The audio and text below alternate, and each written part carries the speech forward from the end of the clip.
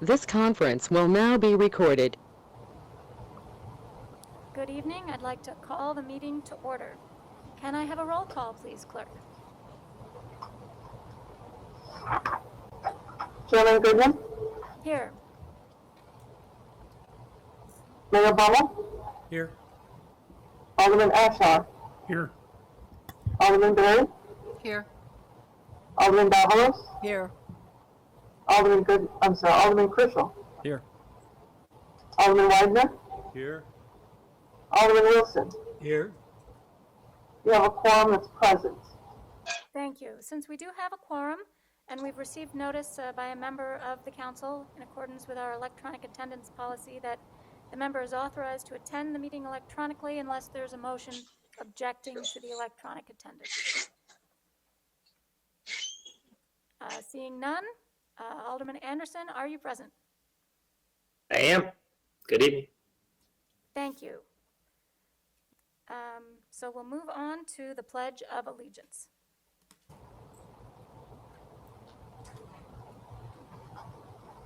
I pledge allegiance to the flag of the United States of America and to the republic for which it stands, one nation, under God, indivisible, with liberty and justice for all.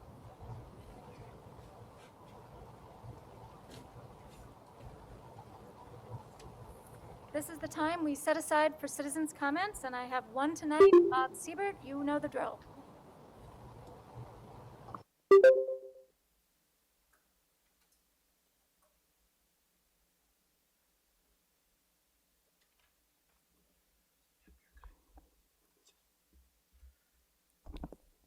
Bob Siebert, Albright Court. You should congratulate Alderman Anderson on his new employment position. Alderman Anderson is now Chief Operating Officer at Ohio State University Wexner Medical Center. Good luck.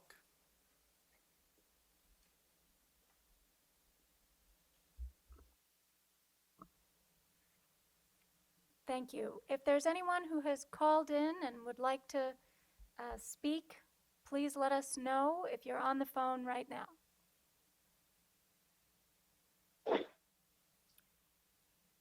All right, seeing none. We'll move on from that. Clerk, do we have any email comments for tonight? None. None. All right. We'll move on to the officials and staff comments, and I will start with the mayor. Thank you, Madam Chairman. Just a reminder that National Night Out is coming up at the beginning of August. Check out the details at our website. Always a wonderful time. Lots of presenters, lots of free stuff for the kids, and lots of fun, and we're hoping for good weather and free food, by the way. So come on out. The fire department will be there as well as the police department, and magicians and all kinds of fun stuff for the kids. It's a big family event. So beginning of August, I believe it's August 3rd, if I'm correct, in the evening at Cerny Park. So come one, come all. Thank you, Mayor. Are there other officials and staff who wish to make a comment tonight? Alderman Davalos. Thank you. I don't know if this is the time to bring this up, but when I find these things, I oftentimes, this is something in the weekly report. Good evening, everybody. Could I get a sound check? I'm not sure if you can hear me. I can hear you, Chief. Alderman Davalos, go ahead. Because I'm not hearing any audio from anybody. Okay, Chief, we can hear you. We hear you.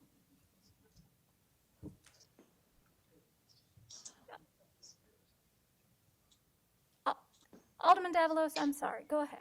No, that's fine. There was something that appeared in the weekly report that comes out to elected officials, staff, people that work for the city, and it was about a conference that Director Menser attended on what they called it is Future of Chicago Suburbs Symposium. And it just struck me that sometimes I like to explain or be part of other people in a group explaining why we do things, and why we do new things. And I'm not going to read this whole report on this, but what struck me was what they said as they gave trends and explanations of why things have changed. They talked about the pandemic, but the last 2 points, they talked about not just Chicago area, but all over the country, we are over retailed, was one of the trends they said. And I think about this because a lot of people have come forward from the public and from other places in the city to say, why can't we have more places to eat? Why can't we have different grocery stores? Why can't we have a Home Depot, a Lowe's? Why can't we do all these things? As if the city was in charge of creating that demand. And what they're saying here is we have too many stores. And so we can't just want that. They have to want to be here, and they have to feel that this is the location that they want. And we get new businesses all the time that work out great. But it's not because the city is totally directing that. You have to go with the demands of economy and what's going on in the country. And I think we have done that. I think our community development department has done that. One of the comments said there is a strong and growing demand for mixed-use projects that provide a wider variety of work, shopping, entertainment, and housing choices. And these are the things that are being successful. And so what that means to me is we can't keep doing things the way we always have done things. We can't keep building what we've always built. We can't keep trying to fill up places that are empty with what we've always developed them to be. Things are changing. People want different things, and we have to be open to these creative new things, which I think you see happening in Canterra. Canterra is never going to be what Canterra, at least not totally, was developed to be. There's going to be new things, and thank goodness we're allowing that to happen. And the choices we have made, these kind of apartments and townhouses together, not just in Canterra, but other places, have become hugely successful. We have one going on now that isn't even totally built yet, and it's already filled up. There is a huge demand for this. We have to be open to this sort of thing. And the last comment, and I'm saying this because our staff is doing this, and I'm not sure the community really completely understands what a great staff we have, because they are open to these things. They're thinking outside the box. They're helping elected officials to think outside of the box. They are reading like crazy. They're paying attention. They're going to symposiums. And so because of all of that together, we are creating an environment. We are executing exactly what this symposium is talking about. And the last sentence is, and then I will stop, the last sentence is, communities that consistently embrace change are adaptable and flexible and have a culture of working collaboratively with real estate investment and development community to respond to ever-changing market demands and preferences are the ones that will be the most successful and sustainable in the future. And if we are successful and sustainable, one of the many effects of that is that your tax rate and your tax amount that you pay taxes to our community will stay low. And we will not have to keep coming back to ask you for more money, because we've done some of these things that will get a very strong tax base for us that will keep our taxes low, and it's what everybody wants. So that was a little bit long, but I just think sometimes it doesn't get said, and that the more we can help people to understand what the future needs to look like for us to be a continued viable community just needs to be talked about. So anyway, thank you. Thank you, Alderman Davalos. Any other aldermen that wanted to make a comment at this time? All right, I had one item. I want to make sure that we give our congratulations to Wheaton Warrenville South's 2021 Distinguished Educator Award recipient, Mrs. Gloria Lotta, who happens to be my 9th grade biology teacher. She spent 33 years working in District 200 and said in her acceptance speech that the District 200 newsletter sent around to everybody how important it's been for her to encourage students to work with real data and understand how to think about science as a process that affects all of us every day in real life. And that is one of the things I remember about her. So congratulations to Mrs. Lotta. It's a well-deserved award. All right, I don't see any other officials or staff comments, so we'll move on to the business of the meeting. The first item today is consideration of amendments to the employee mission statement and the city's vision and values statement. If I could have Sarah Phelan, the chair of our IDEC committee, come forward, that would be wonderful.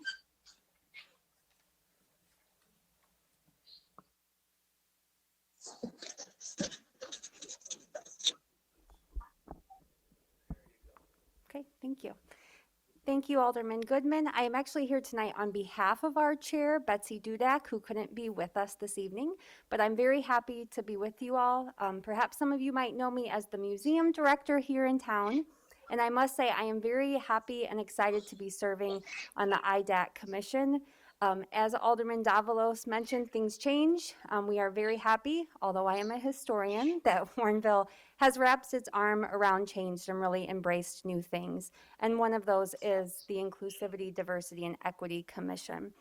We really think that the changes that we have proposed push further to make sure that everyone in Warrenville feels welcomed and included in the community. And I know that I'm speaking on behalf of the full commission when I state that we are all very excited about the work and pushing this forward here in the city of Warrenville.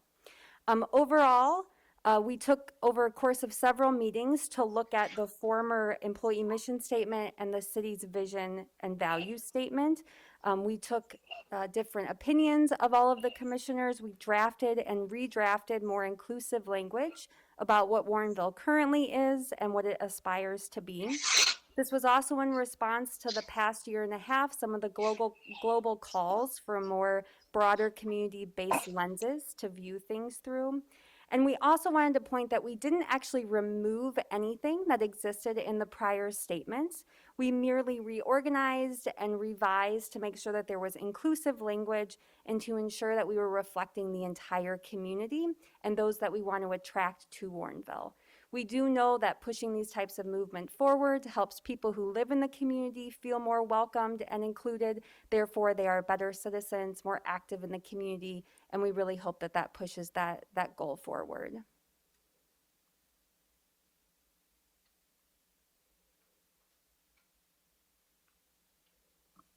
All right, thank you. I want to make my apologies to the chairman, Betsy Dudak, for that mistake. No worries. Do we have any questions for Sarah or comments on the backup materials? Alderman Davalos. Are we just talking about the employee mission statement or both? All of them, Okay. I believe, yeah. I think I was part of writing this first one, and as I read it, before I read yours, I made some notes on the side. I thought, gee, we should be talking about this or this. And then I go, oh, the new one is right next to it, so I'm on the next page. It's really good, I think. It addressed some of the questions that I would have been asking tonight, and it's wordsmithed really well, and I think it really updates where we are today and where we want to be. And it needed to be done, and I didn't realize it needed to be done until I read both of them side by side. So thank you for all the efforts and for the team's efforts. They're doing a wonderful job. Thank you. Yeah, my impression is very similar. I think it's quite clear reading these two that the new one is preferable, that it's thoughtful, that it's taking into account our diverse and wonderful community in a more holistic way. And I think you guys have done a great job with this. Thank you. Mary, yes.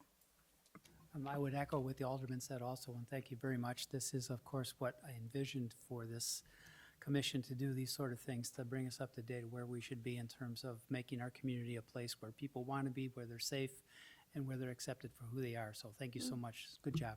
Thanks. Okay, Alderman Anderson? Yeah, just a couple of questions. So I'm very supportive of the language that's here. I think it's very well written. I guess just a couple of technical questions. The original one was called an employee mission statement. Is this still an employee mission statement, or is it a something else mission statement? My understanding is that it is still the employee mission statement. Okay. And I'm curious the thinking one thing I kind of liked about the old vision were the commitment statements, because they kind of generated a roadmap. They generated a roadmap around public transportation, whatchamacallit, bike, commitment to bicycle and pedestrian pathways, commitment to supporting schools. It was a little bit of, we actually made some decisions of these are things that we're going to focus on, where the new moves us kind of away from more tactical commitments and more to kind of an aspiring perspective on the things that we do. And I assume that was a conscious decision, but I'm curious if anyone either in the process or if staff had any reactions to moving away from the commitment statements.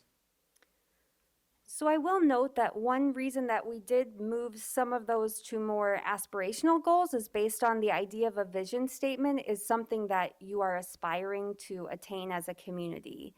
And we do have a 3-year work plan that have more action items in them that directly relate to ways that we feel Warrenville can move forward through policy, through events, through planning to actually reach things that are more action oriented. And so that was one reason why we did change some of those. Staff member White has also been phenomenal in helping us word sometimes our wording, and actually some of the wording that we were reworking felt a little too strong for what a municipality actually has control over, whether those are things that fall under the school district or the park district. And so we also wanted to massage some of the language where you might see foster positive, support accessibility, support and collaborate, where we felt that perhaps it wasn't, we didn't want to put the onerous on the municipality, on the city of Warrenville directly. And that's why some of that change was made as well. Was that part of the logic? The supporting quality schools was, I was trying to cross map, I'm sure you guys did that a ton. Was that part of the logic of pulling that particular statement out? It was, and we actually still have the supporting, let me find where the schools are. I know we talked about educational overall. So if you see encourage equitable educational opportunities about halfway down, and commitments to lifelong learning, because we also thought it was really important to call out the wonderful library, selfishly the museum, other organizations that do education throughout the community that isn't solely focused around schools. And part of this is also, Warrenville is going to have a wonderful state-of-the-art home across the street for senior residents. And we also feel that lifelong learning is actually something that's very valuable. We have wonderful resources throughout the community, whether it's nature landscapes, to more educational based book learning. And we really felt like that was a more global statement. Okay. It also references supporting partners and overlapping taxing districts, so that could refer to, for example, COD or District 200, et cetera. Yeah. Sorry, go ahead, Alderman Anderson. I think my question, not questions, but I think seeing the actual work plan will probably prove helpful to me. I just think if I'm a citizen, if I read the new statements, I think we reach a lot of the goals that we want to reach with the messages that we're trying to send. I think the old statements felt a little bit more tangible. I kind of felt a little bit more like I knew what the council was going to be doing. But I hear what you're saying, that while that's probably true, that's the essence of the work plan that's created, and that will also be a public document, so we'll be able to get there. So thank you for all your work. Wordsmithing is never easy, and clearly there was a lot of thought that was put into this, so thank you very much. Thank you. Thank you. Alderman Davalos. Yes, listening to Alderman Anderson's questions, I'm sort of going back to when this was done. And I was on the council at the time, I believe, and how this worked was we had the vision statement that sort of was aspirational and sort of guided us, and then we translated the next step was the strategic plan. And maybe City Administrator Coakley or another alderman, that is how I remember that went. And the strategic plan was all about action items. It was taking this vision statement, I think we had maybe 6 categories, maybe 7, and transferring it into actual measurable action items that we would be thinking about as long as that strategic plan was the one that we were working from. So I think there was a follow-up document, I guess, is what I was trying to say. And also, now, to me, the employee mission statement is a different piece of work here than the council vision statement. So is that, those are 2 different things, right? Yes, they are. Okay, and so the old council vision statement has become the new council mission statement?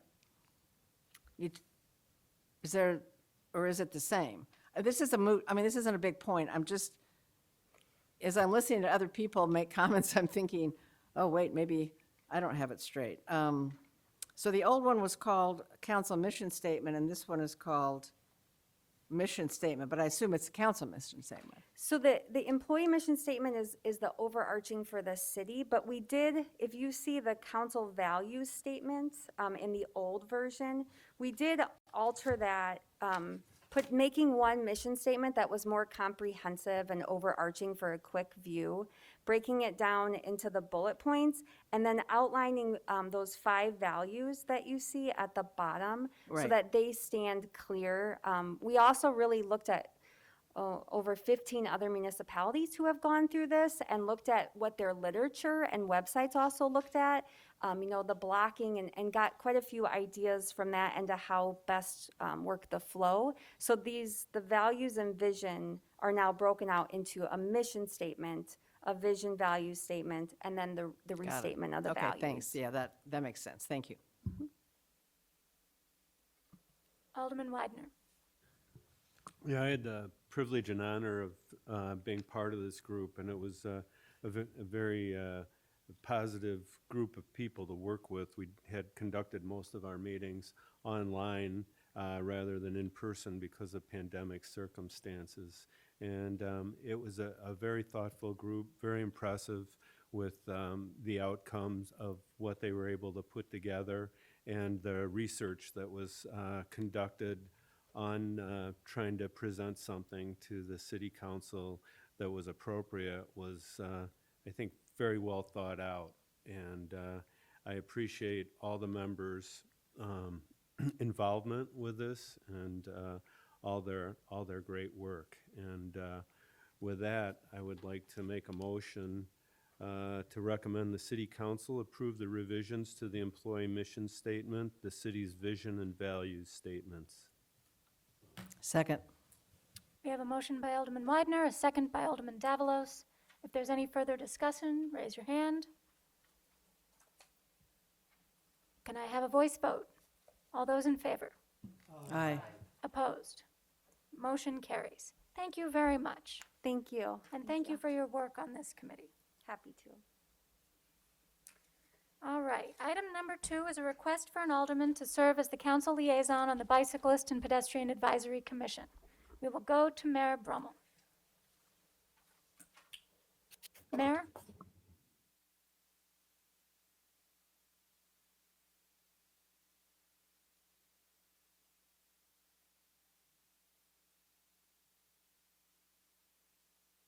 Or turn it on, maybe that might help. Let's do that. I have a person who's the backup if no one else volunteers tonight. So I'm giving all of you one last chance for immortality and fame on the Bicycle Commission. And Alderman Berry. Alderman Berry called me earlier today and volunteered. She said if no one else would do it, I'll be happy to do it. And I assured her that it's a great group, they do good work, and she will enjoy the prospects. So if someone would like to make the motion to appoint Alderman Berry in this position. As long as they don't make me ride a bike, I'll be fine. You can be a pedestrian on Fair the enough. Bicyclist and Pedestrian. Pedestrians count. That's right. Pedestrian I can handle. Yeah, The bike. absolutely. All Do I right. have a motion? Alderman Davalos, I'm sorry, you're the chair. Yes, please, Alderman Davalos, I'm if you'd just like going to to make the motion. Thank Are you. we okay with that? Okay, good, wonderful. Used to being the chair. I move to recommend the city council designate Alderman Berry to serve as the city council liaison to the Bicyclist and Pedestrian Advisory Commission. Second. All right, we have a motion by Alderman Davalos, second by Alderman Barry. All those in favor? Aye. Aye. Opposed? Motion carries. We'll move on to item 3, which is an informational update on illegal fireworks special enforcement detail activity. Chief Toronto, can you hear us now? Yes, I can. And thank you, Chairman, Mayor, and Alderman. I'm sorry I'm not there to join you in person tonight, but I started over the weekend with what my doctor diagnosed as either an ear and or sinus infection. I'm on an antibiotic, so I did not want to come and infect anybody. I spoke with the administrator today who granted permission to be able to do this remotely. So just so that you're aware, we started this in 2017, and we have done this annually to do special emphasis on fireworks enforcement over the 4th of July holidays. And we begin every year on June 1st, and we approach it in a multifaceted type of way, in that we look to inform people and educate them, and also do enforcement when necessary. We put things out on the city's Facebook page for social media.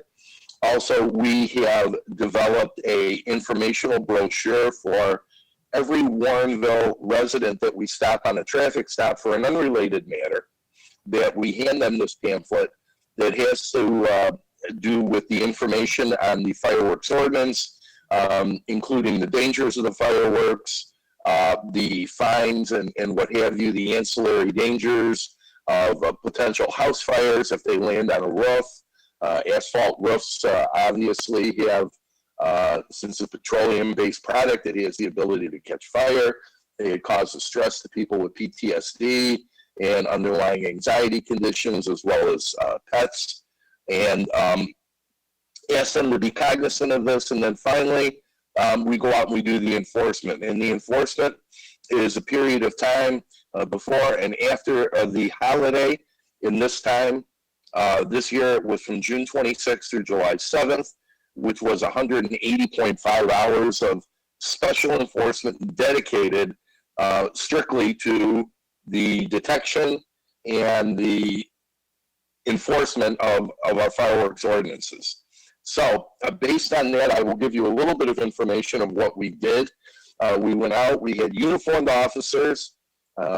We used a multifaceted approach of the types of vehicles that we used. We used some unmarked vehicles, we used some marked vehicles, we used some bicycles. And what we did was we had 24 calls for service that were investigated. Now, it's noteworthy to let you know that during these calls that were called in for fireworks complaints, we did not have a specific individual indicating that there are fireworks at this specific address and I want to see an officer and I would be willing to sign a complaint. Rather, it was, I'm hearing fireworks and they appear to be in the area of what have you, Batavia and Route 59, which gives you a fairly large area in order to try and locate this. So that being said, we had 15 self-initiated events where the officers were out there on their own, saw the activity, made a stop, wrote a citation. 14 of these people were cited. We had a 20-gallon container of confiscated fireworks that were destroyed by the DuPage County Sheriff's Office bomb squad. We have this container at the back of the police department. It's a large barrel that's filled with water. If we confiscate these, we put them in the water to try and deactivate any type of explosive material and the fuses. The bomb squad is called after our event is over. They pick it up and destroy it. However, they would normally do that in a safe manner. And at least one individual voluntarily turned in the fireworks.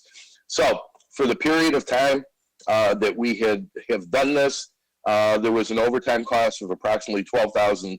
$663.97. That was an approximate cost based on probably more conservative cost based on the average overtime salary of a police officer doing that. So it did not appear to be too terribly bad.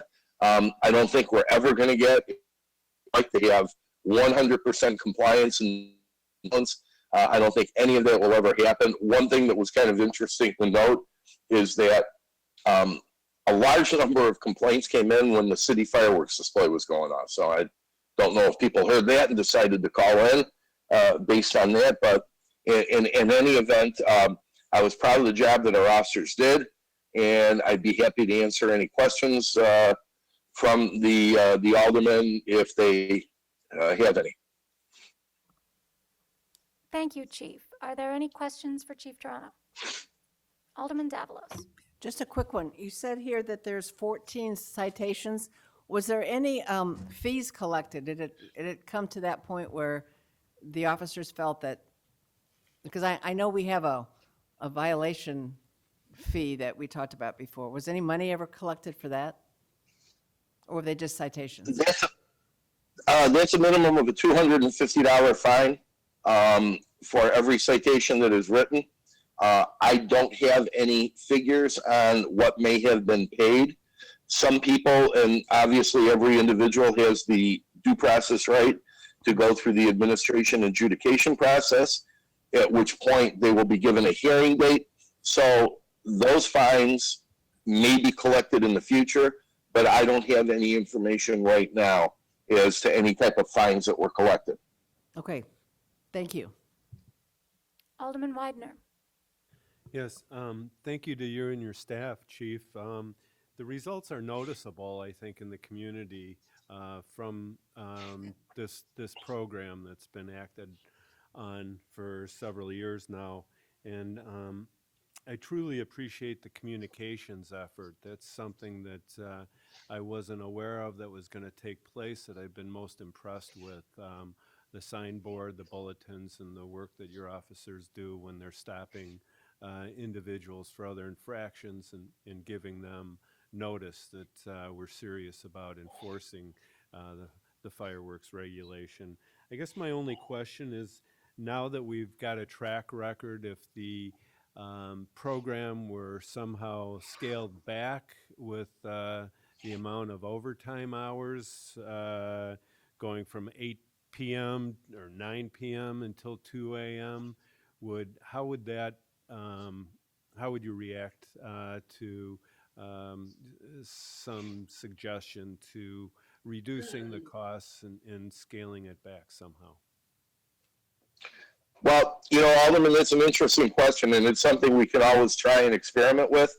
The reason that we came up with those hours that we had people out there doing this was we looked at a basically time graph of when the majority of these calls came in, the complaints, and it was between those hours that we decided to assign the officers. That included the days before and the days after. And a lot of that depends on the day of the week the 4th of July falls. If it's on a weekday, a Tuesday, Wednesday, for example, a lot of people, they have to go to work the next day. So you're not going to have the proliferation of celebratory activity on a Tuesday evening if people have to go to work on Wednesday as you would on a Friday or Saturday night when they're going to be off the next day. So we try and gauge it like that, but that's something we can also consider, and we can definitely try that next year. I wouldn't advertise that openly, but we can definitely go out there and see if a reduction in the hours would have the same type of impact. Thanks again for your hard work, and mum's the word.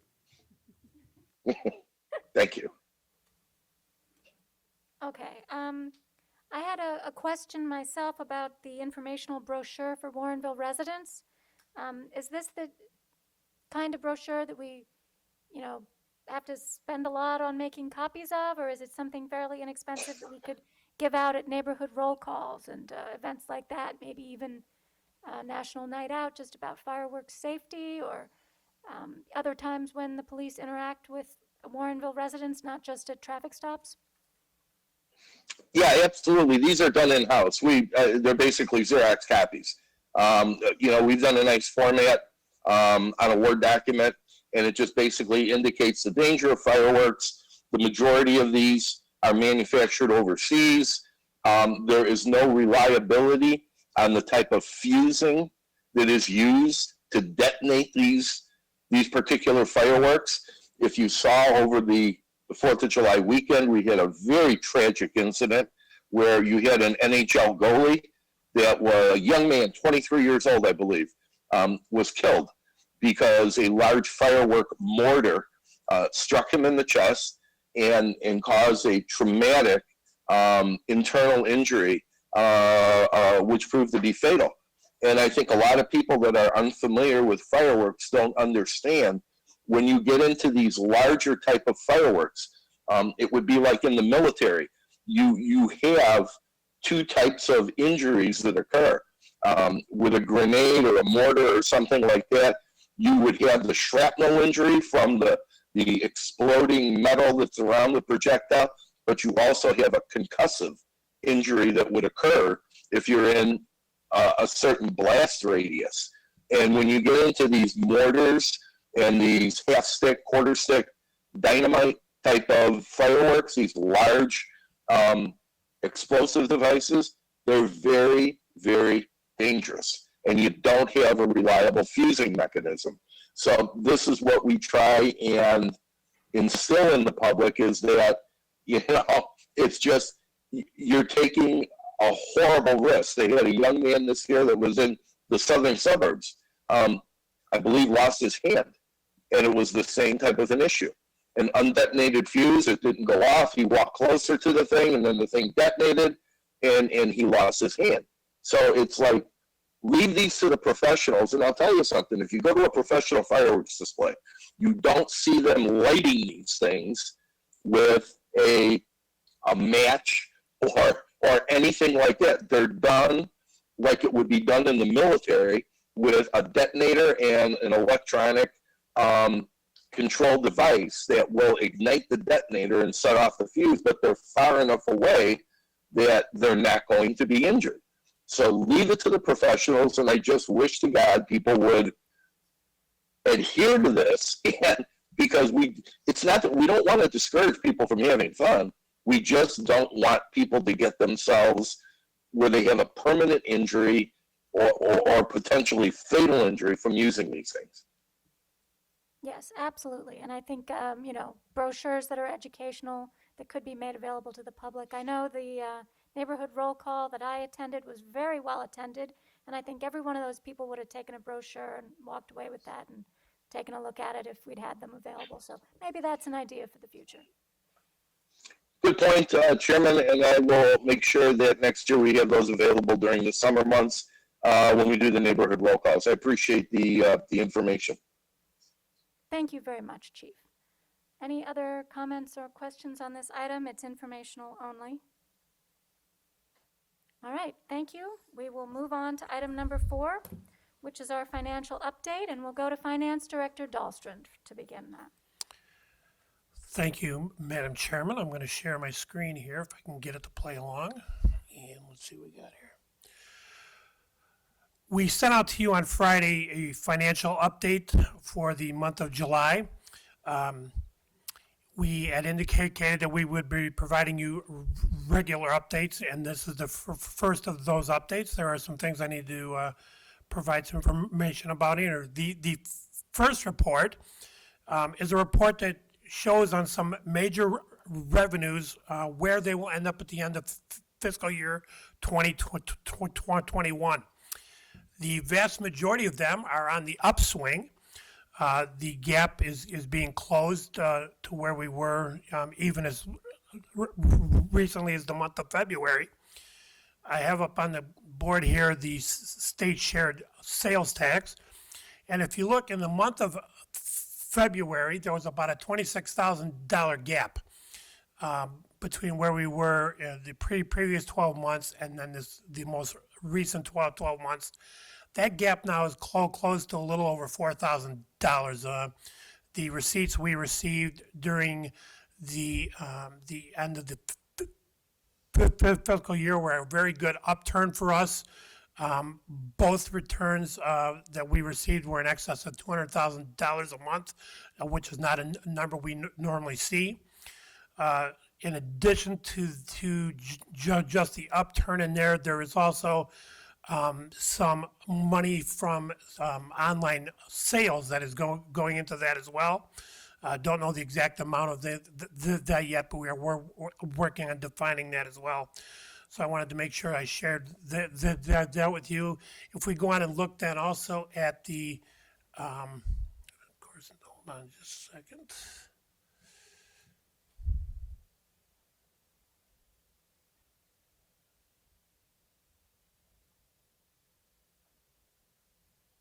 I lost one. Anyway, we'll move on.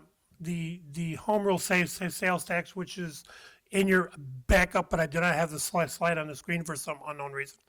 That gap has closed extremely well. Also, we did end up the fiscal year again with some nice high receipts.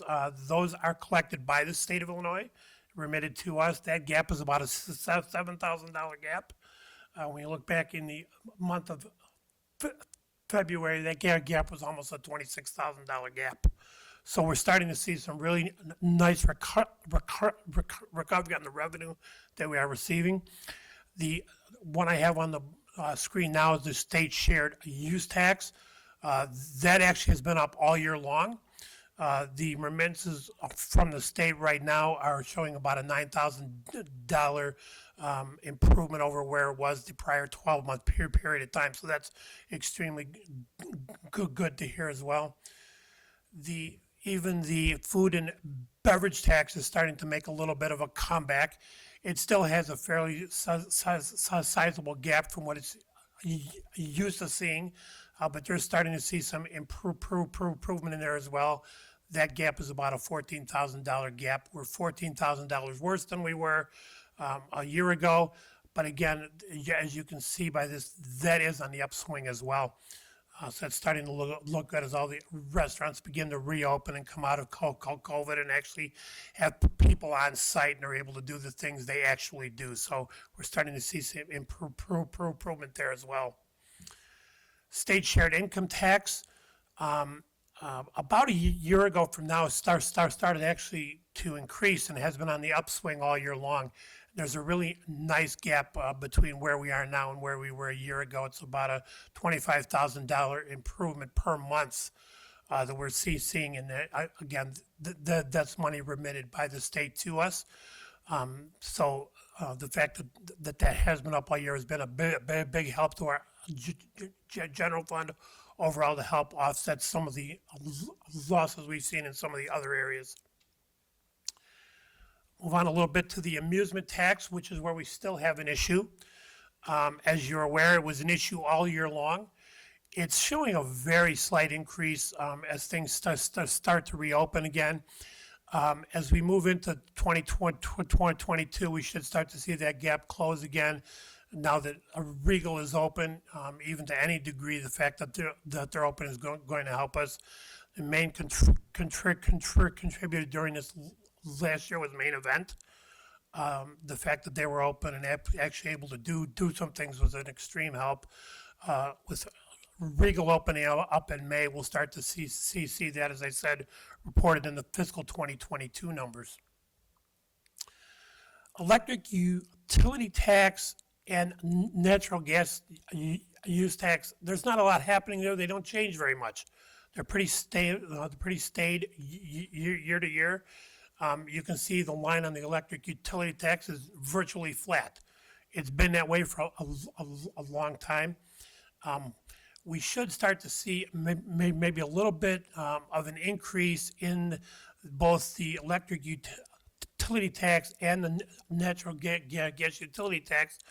As we get some new residents in town, we start to fill up some of the new development in town, Everton, Lexington Trace, those things. we're projecting that over time there will be about a $30,000 increase in revenue from all the new residents in town to these two revenue streams that help fund the CMRP. The local motor fuel tax, which we report on all during the year as part of our COVID updates, has been on the upswing, and it's been largely on the upswing due to the new Thornton station on Route 59. It's almost solely made our trend increase, as it's performing so far ahead of the other stations in town that it's actually been a significant boost to our overall trend, and that continues to be the case. It's performing by itself better than probably 3 of the other stations combined. So it's doing an exceptional job and really helping fund the CMRP, and I expect that to continue as we go. The telecommunications tax has been a long-standing issue that we've had. It's been on decline for a number of years, and it continues to do that. We've been discussing that for a long time. We do expect that to continue to occur. It's one of the areas that as people cut the cords for their home, internet, and that kind of thing will continue to go down as well. So that's one of the things that the CMRP work group has been working to address and discuss as part of their ongoing efforts. For 2021, I'll finish up here with the hotel tax. It's starting to recover a little bit as well through the end of April. There's just a very slight upswing there. There's about a $36,000 gap at the end of April, and then that'll allow me to jump ahead to the beginning of fiscal 2022 and show that gap has already started to close considerably. That gap is now down to about an $18,000 gap. The hotels have started to recover. We were talking this last week about the fact that it seems that business travel has started to increase even beyond what we thought originally might happen. So there's certainly some increase in here. We're only able to report 2 months of this at this point, due to the accrual accounting nature of what's happening. This was one of the only funds that has a single source that allows us to look at just the revenue within that fund and see what's happening with that one in particular. If you look at the CMRP, it's got multiple sources, some of which are controlled by the state and collected and remitted to us, and there's a large gap between when that's collected and remitted to us. So it really does not allow us to show what's happening in that fund right up to date. So right now, the hotel taxes is the one that's more under our control and a little bit easier to show you exactly where things stand as of right now. Thank you very much, Director Dahlstrand. We're going to go to Administrator Coakley next. Thank you, and thank you, Kevin. I just wanted to add 2 kind of reminders. Kevin just went over the fiscal year 21 kind of final numbers that we have, the unaudited, but the final numbers that we have actually had. So that's what came in as, or what's recorded. I'm going to stumble into accounting here. Sorry. Kevin's already laughing. But it's basically a reflection of fiscal 21 revenues. That's what I'm trying to say. Secondly, those revenues that we have been reporting through the last year, we call it the COVID report, was to reflect the impact of the pandemic on the market-sensitive revenues. This isn't intended to give a fiscal analysis of the entire city, although these are the more volatile revenues. So if these are doing better, we didn't have to report on property taxes because, as we all know, whether it's good years or bad years, you pay the same property taxes. They don't really adjust that way. So that kind of thing stays pretty static. Most of our other revenues, especially general fund, water and sewer type revenues, those are a whole different animal as well. They're not pandemic related, bad downturns in the economy, et cetera. So just a reminder, this is a reflection of those revenues, and these are good indicators of the economy, the local economy, beginning to come back to life and return. That's a very good thing, but it's not a fiscal assessment of the whole city by any stretch. The other thing I wanted to add in, under the sales taxes, we haven't been able to define it. It's been very, very recent. But during the last fiscal year, there was a couple of months where the internet sales tax started to get remitted. The state a while back adopted a new act that collected sales tax on internet orders. It's slightly different than when you go to the store and pay the sales taxes, but it is remitted to local communities. So we believe there's some increase also from that. That's a good thing for the city. It was high time that the internet sales were more equal footing with our brick and mortar stores that we want to support locally. So that's a good thing, but that's also in there someplace too. Good thing for the city, all good signs of a returning economy, but I wanted to make sure we stay in perspective because we're going to talk in a minute about future reporting and all we're trying to do a little differently. Thank you. Thank you for those clarifications. Let's take a moment. Are there thoughts, questions, comments? One thing I want to point out is that Kevin has asked us for some feedback here. On the last page of the memo, he's requesting input from the committee on the format of the information that he's presented so that he can give us their next periodic financial update, which we expect to be issued in September for fiscal year information through August of this year. So if we can give him some input, how did we like this? What would we like to change? Is there different information that would help us to make our decisions going forward? Please chime in.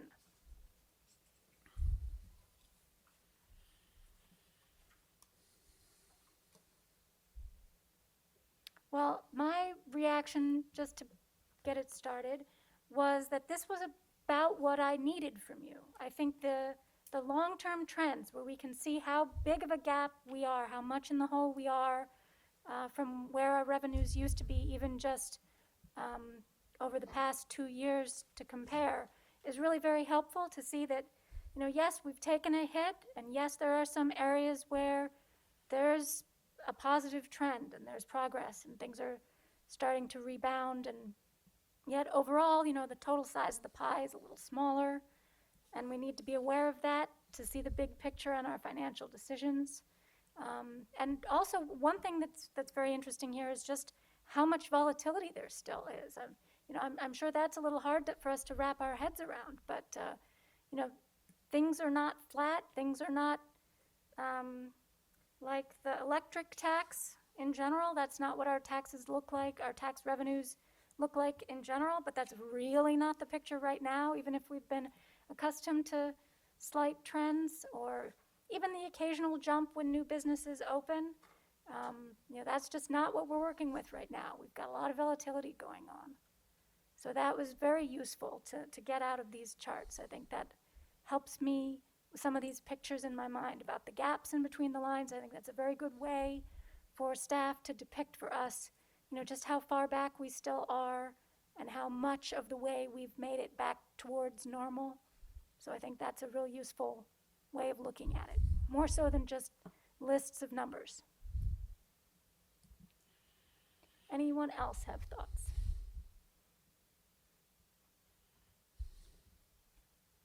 Administrator Coakley. Thank you. Thank you for the comments. This is never a cut in stone, the way we do this report. If you remember last year, even the financial updates, we got more input through the summer. Kevin and I were, Kevin, with my input, but Kevin did the work, adjusted the form and format and added the charts so we can make adjustments as we go forward. We come back in 2 months and there's something else, or before that somebody thinks of, if you give us that input, if it can be done, we'll try to make those adjustments and tweak it. I'm a devout incrementalist, so we can make those changes as we go along. Appreciate the input.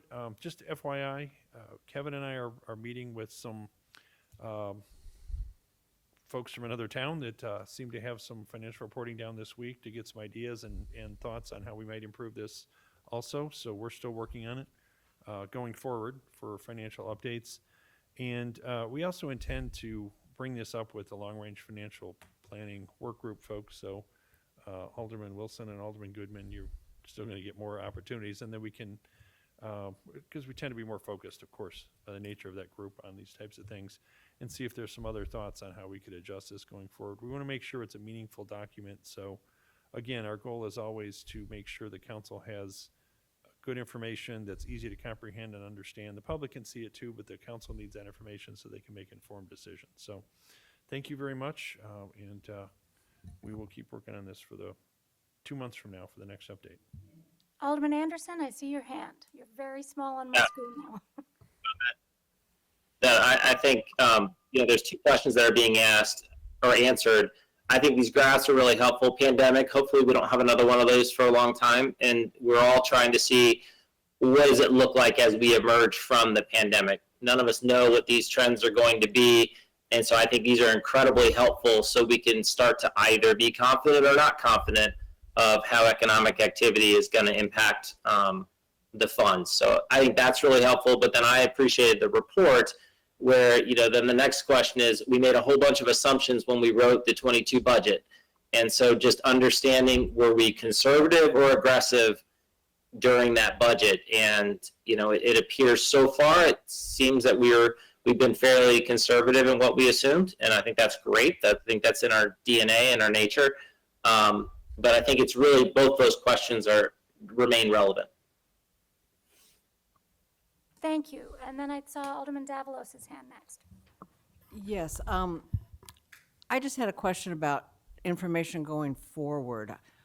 I saw again in the weekly report that they've earmarked about $1.8 million from these rescue plans, all this, that we have a chance to receive over the next couple of years. And just, it'd be nice to be kept up on what either, staff is thinking, or some of the groups that are looking at the financial stability of some of these funds are thinking about where does that fill in the gaps and what are we going to do. It's not like I don't think anybody knows right now exactly, but as that information, those decisions begin to happen, it would be nice to, begin to see those.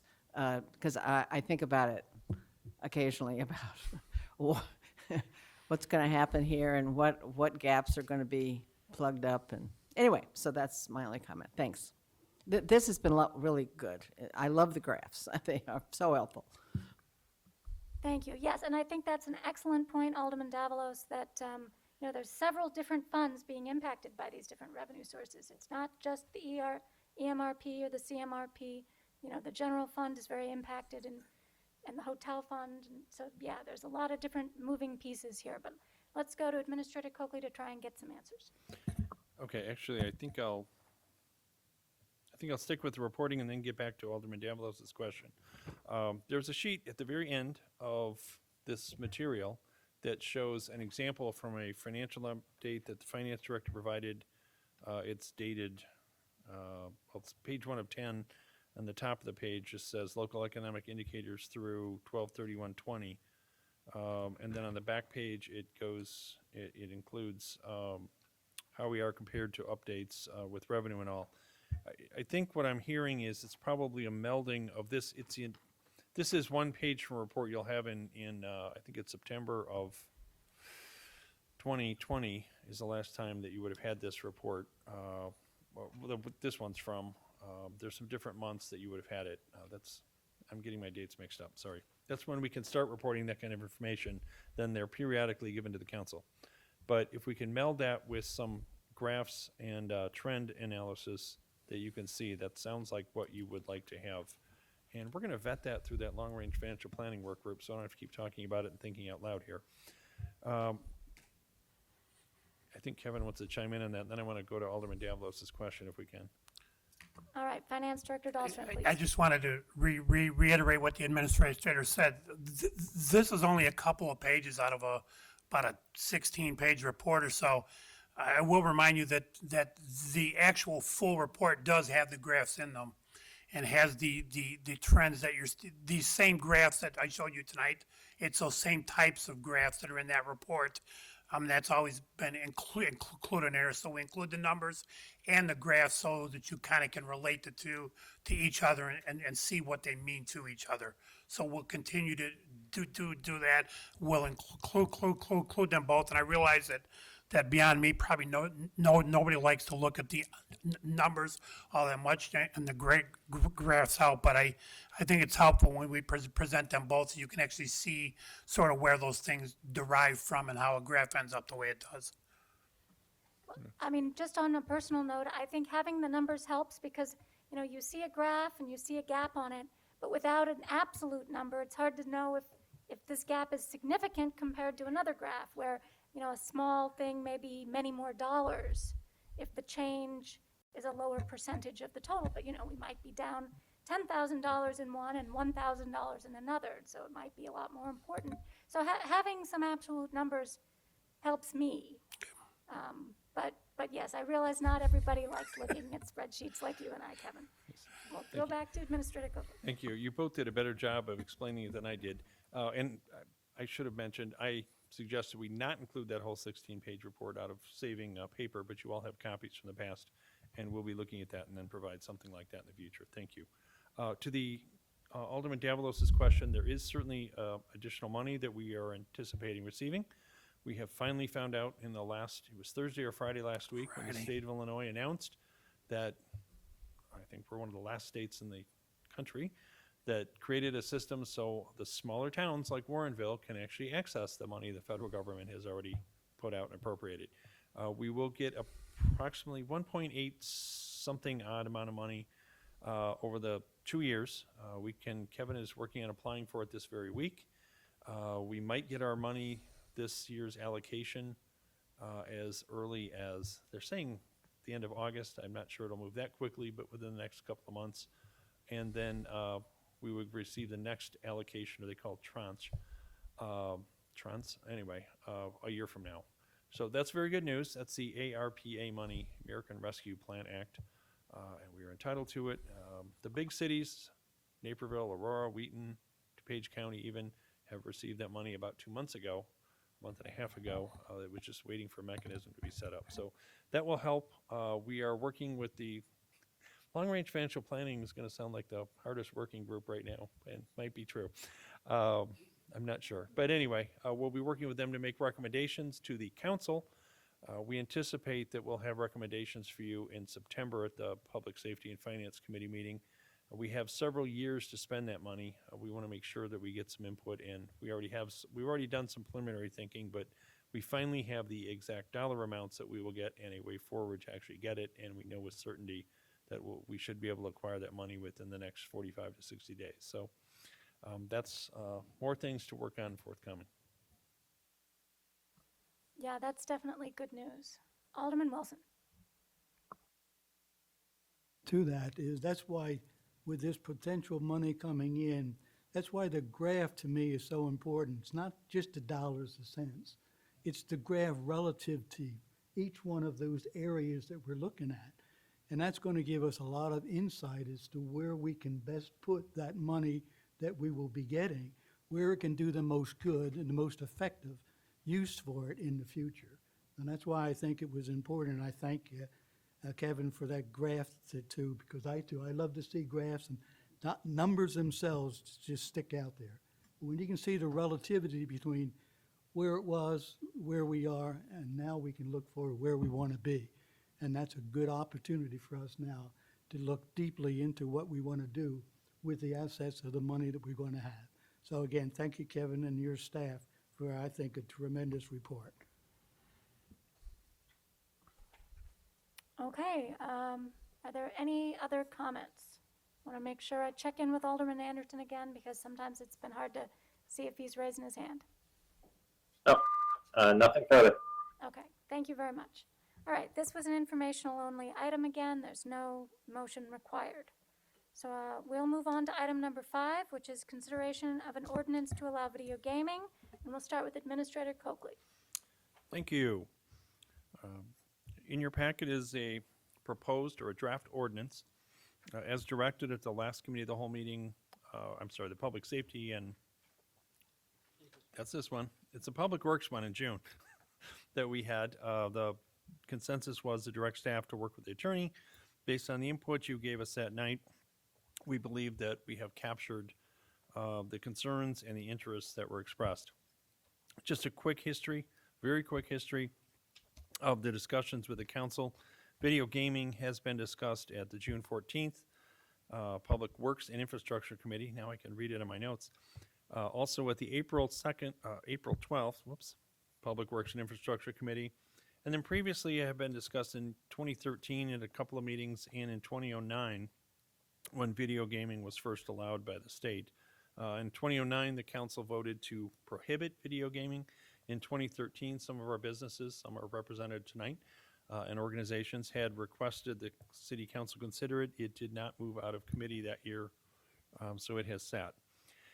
Basically, the proposed ordinance that you'll find in the packet does several things. It amends the city code in a number of different areas. We believe it, again, addresses concerns and interests that were raised by the various aldermen. It would allow video gaming in Warrenville. It would create a new Class V liquor license, which would be in addition to the eligible classes that a business would currently hold. The Class V liquor license, as proposed in the ordinance, would be restricted to a total of 6 only. The Class V license requires the establishment to be in business for 1 year prior to applying. So someone can't come in a week before they want to apply, open a business quickly, or intend to maybe not even have a business yet and apply for that license. You have to be an existing business. There are also signage restrictions and requirements that are included in the section on the liquor license code. Another section of it applies to the video gaming terminals. The city would create use its home rule authority to create a $1,000 annual license for each video gaming terminal, and that would be an annual renewal requirement. To apply or even be eligible for that license, the business must already have or requires the Class V liquor license. So you have to have both. You have to have the Class V license before you can have video gaming in town.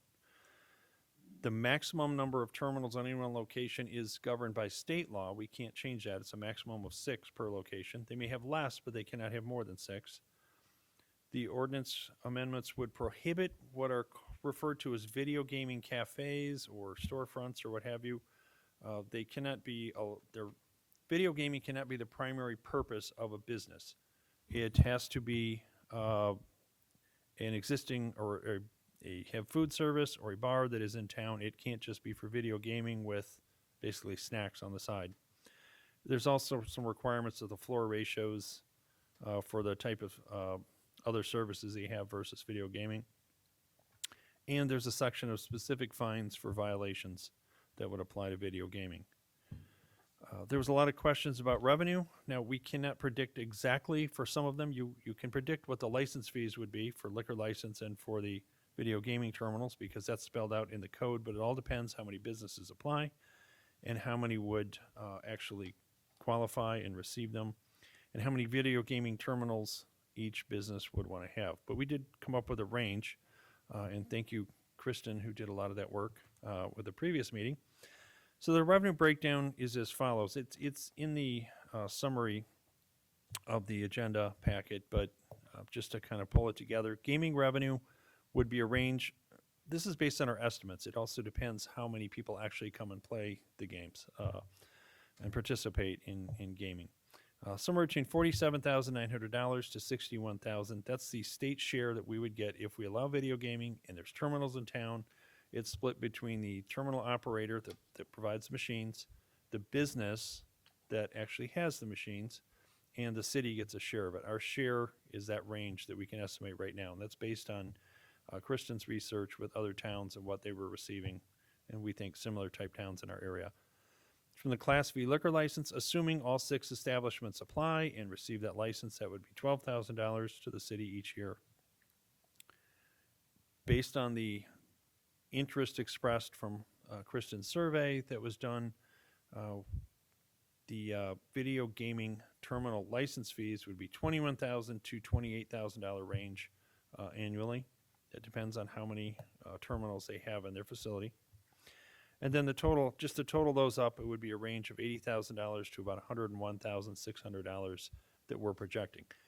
Admittedly, our numbers may be somewhat conservative, but it's based, again, on the interest that was expressed from our local businesses, establishments. I keep saying businesses, but includes a VFW that was part of that, so please understand that.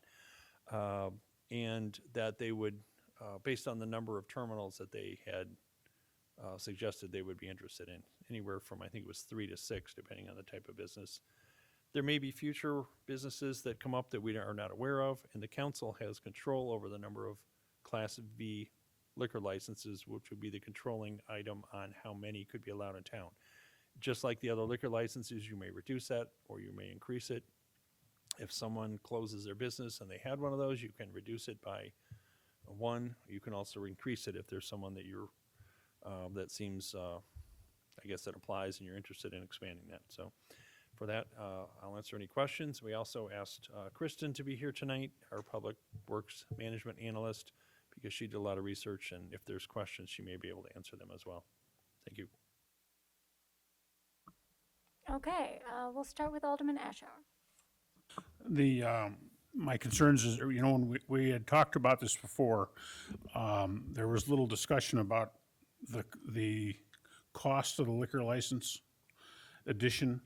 That seems high to me. I mean, the reason this was proposed was to give the businesses an opportunity to be more successful and raise revenue for the city, and it can't be just a revenue source for the city. It has to allow the businesses to flourish also. It is a cooperative thing. I think it's, since they're already paying, in some cases, some pretty high liquor license fees already, this seems like it's probably double what it should be. The other thing we had talked about that I didn't see reflected in the proposed ordinance, or all the fine print, was that the licenses for the machines, it was suggested at that meeting that the license fee be paid by the machine provider rather than the owner of the business. That's something that was shown in the backup that we had, that several of the communities were actually, that the provider of the machines is in it to a big degree, and they just kind of, they have probably the least risk and the most benefit. And this is a way of shifting some of that responsibility to the machine owner rather than the people who own the establishment that chooses to have them. So my 2 recommendations would be to cut the V license in half and to shift the responsibility for the license fees to the machine owner. And that would also go back to, that's going to be who's responsible for trying to sneak a machine in. So that's also who would be paying the fees and penalties along with the owner of the bar or the restaurant that would have them. Okay, well, the city attorney isn't here to answer questions about whether that change about reflecting who pays the fee can be in the ordinance. So is that something we should ask her after the meeting? City Administrator Coakley. Thank you. It can be either way, and we can certainly get the attorney's opinion, well, prior to whichever meeting you want to bring this to. If it's not ready, it doesn't have to go to the council meeting. It can come back to another committee. And let me start with, this is why it's a draft agenda. We want that input and feedback, because we heard a lot of input a couple of weeks ago, and not sure we got it all right. We did discuss that, and in the liquor license fees, we were looking at what the various fees were and came up with that number. And in fact, I'm trying to find it in front of me, but you're suggesting it'd be half. I think it was 1,000. liquor license. The video gaming terminal license is 1,000. It's the liquor license also 1,000. I made all my notes, and now I'm okay. So you're suggesting 500 to be half. Actually, I was suggesting 1,000. This is It shows 2,000. I'm sorry, I heard wrong. $2,000. I'm trying to talk and read at the same time, but I'm chewing gum. I might fall right off my chair. So, thank you. We can note that. The second thing on the terminal fee, that can certainly go back. I know that you had commented on that. There was discussion about who pays that.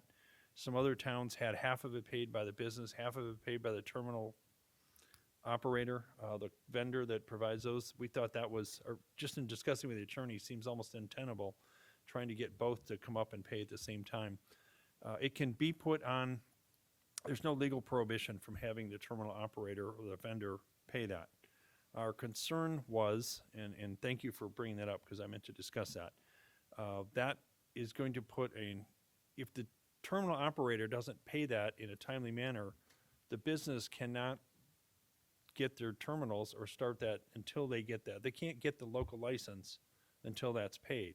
So that would hold up the local business. That takes it out of their control, but it also shifts the cost. So we were trying to balance that particular concern, and it can be done any way that the council wants to do it. We can make that change.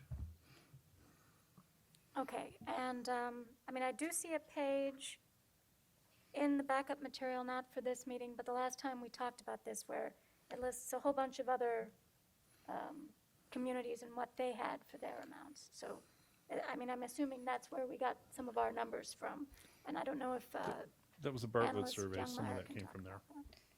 Yeah, in regards to the licensing fees, in a past agenda, those were, Bartlett had recently increased their fees actually. So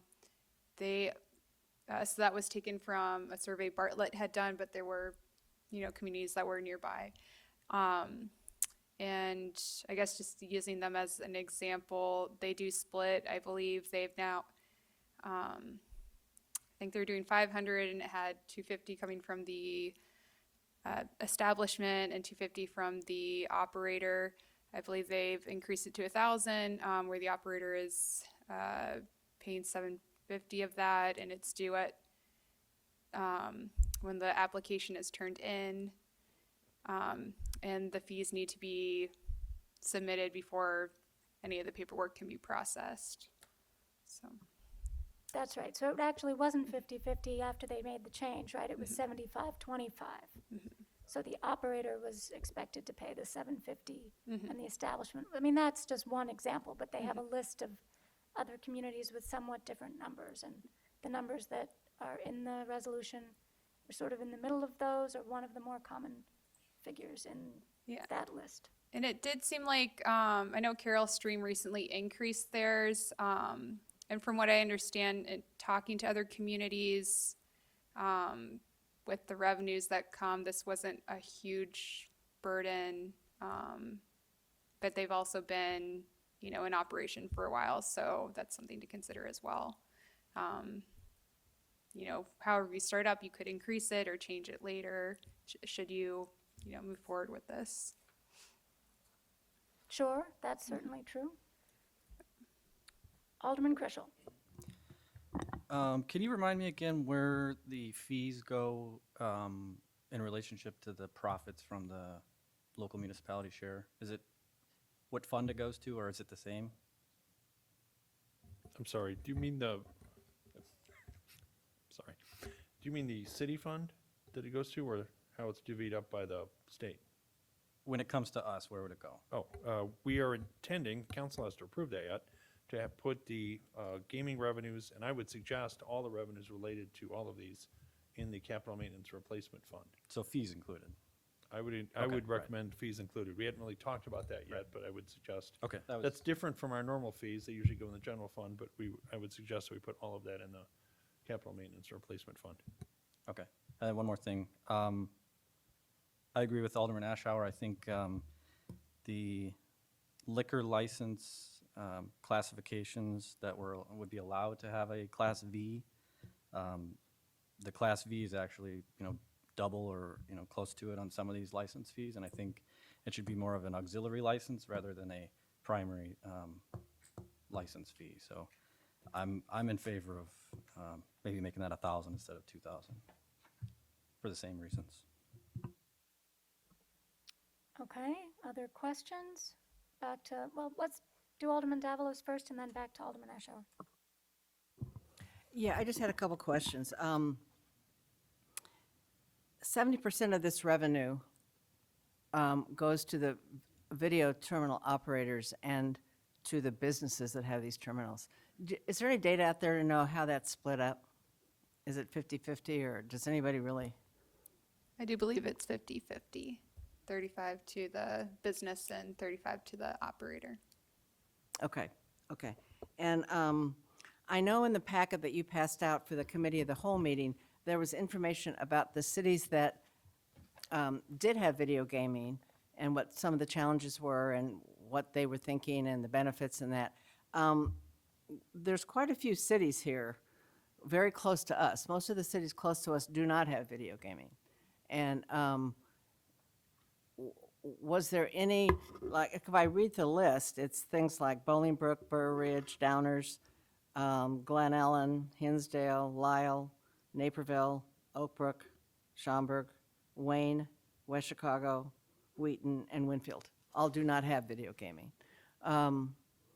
Anything in your research or discussions that would get feedback from these communities on why, was there a general consensus on why they chose not to do this? I mean, we all went through the pandemic. I'm sure people are looking for funds. Did you find anything out about that or have a chance to do that? I have not reached out to the nearby communities that do not have it.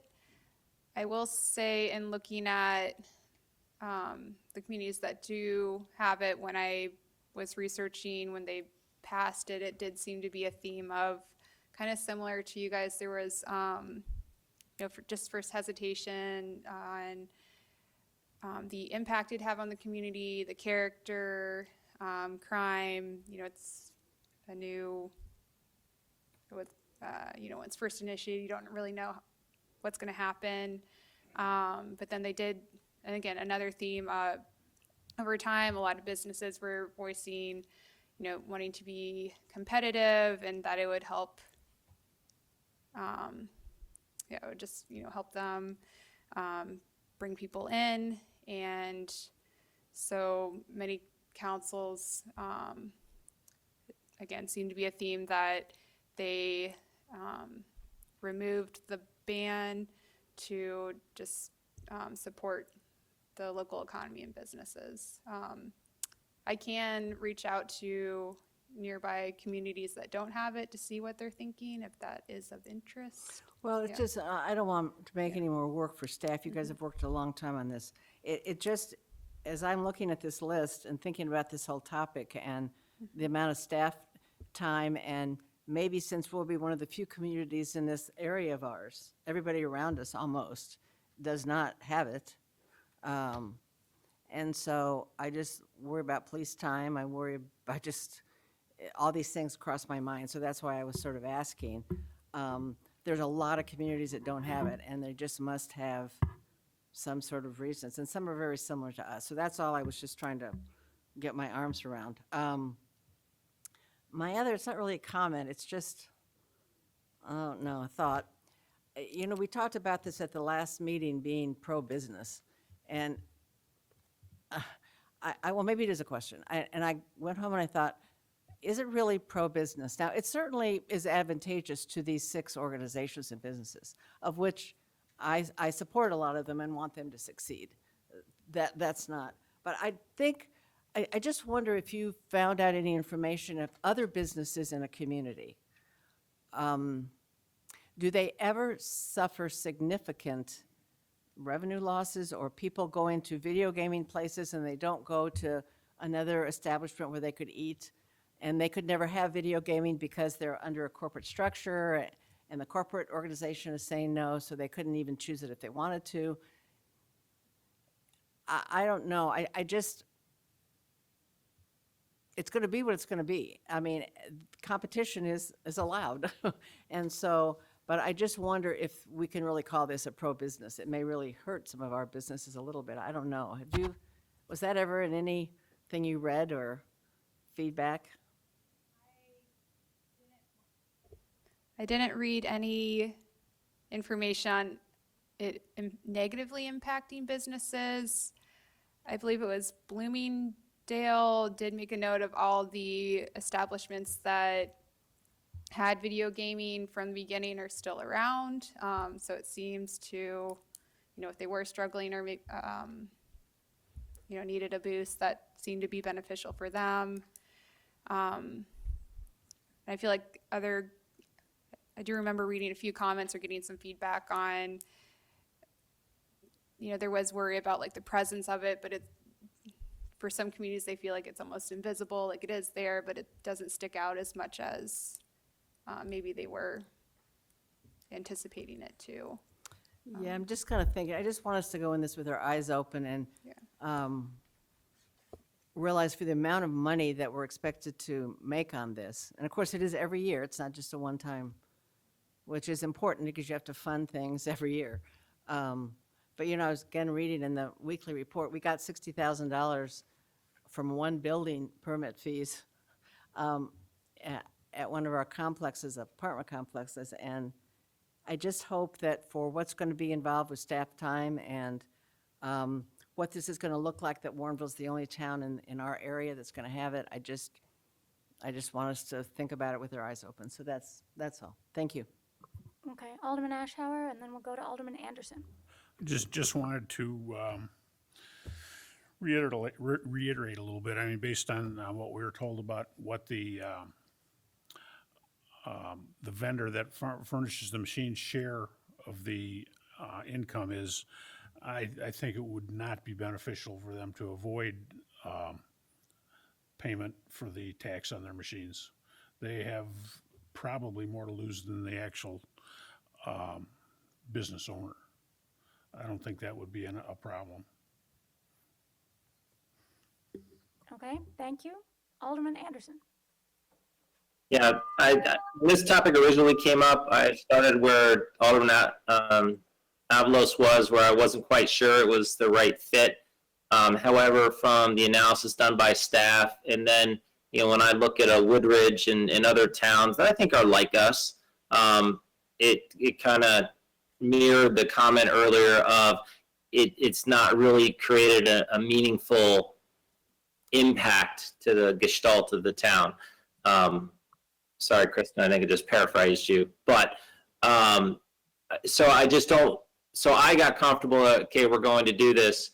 Especially the organizations that are asking for this, I think they're a good fit for those organizations. And I think the way this ordinance is drafted, it protects us from businesses that probably aren't what we're looking for. So I think the staff's done a really great job.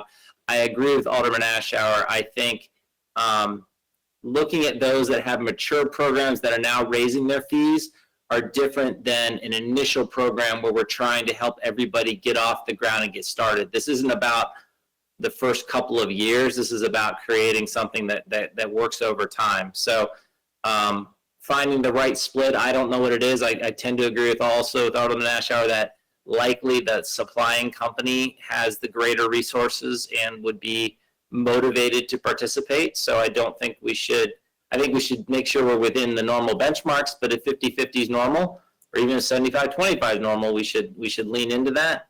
But I would ask staff to just figure out what the standard is to develop the recommendation, and then not go in near the top on fees, but rather go in on what normal entry fee levels are, understanding that, over time, if this is successful, years 3, 4, et cetera, that those fees may go up, is probably where I start. Thank you. I have a couple of specific questions, and then we'll go to the mayor.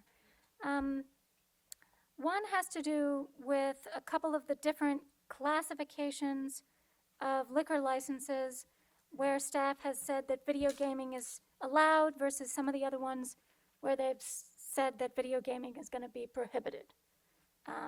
So just sort of flipping through from Class A1 down, I see that, for instance, in A6, a banquet room facility, the staff has said that A6 licenses are going to be ineligible for supplementary Class B licenses. But then in A8, which is a movie theater, it says that they are eligible. So I thought that was a little strange. I would like to ban video gaming at the movie theater. I think our very limited and carefully tailored alcoholic license that was created for the movie theater at their request, and that in a way was supposed to minimize the impact of that liquor license on children because of the very large number of children who like to go to movie theaters, strikes me as that's maybe not the right kind of place to allow video gaming. So I would change that particular one to ban movie theater licenses for liquor license to also be eligible for supplemental Class B licenses. You know, you look down some of this list, and one of the things that we had talked about as well had to do with whether there would be a food requirement.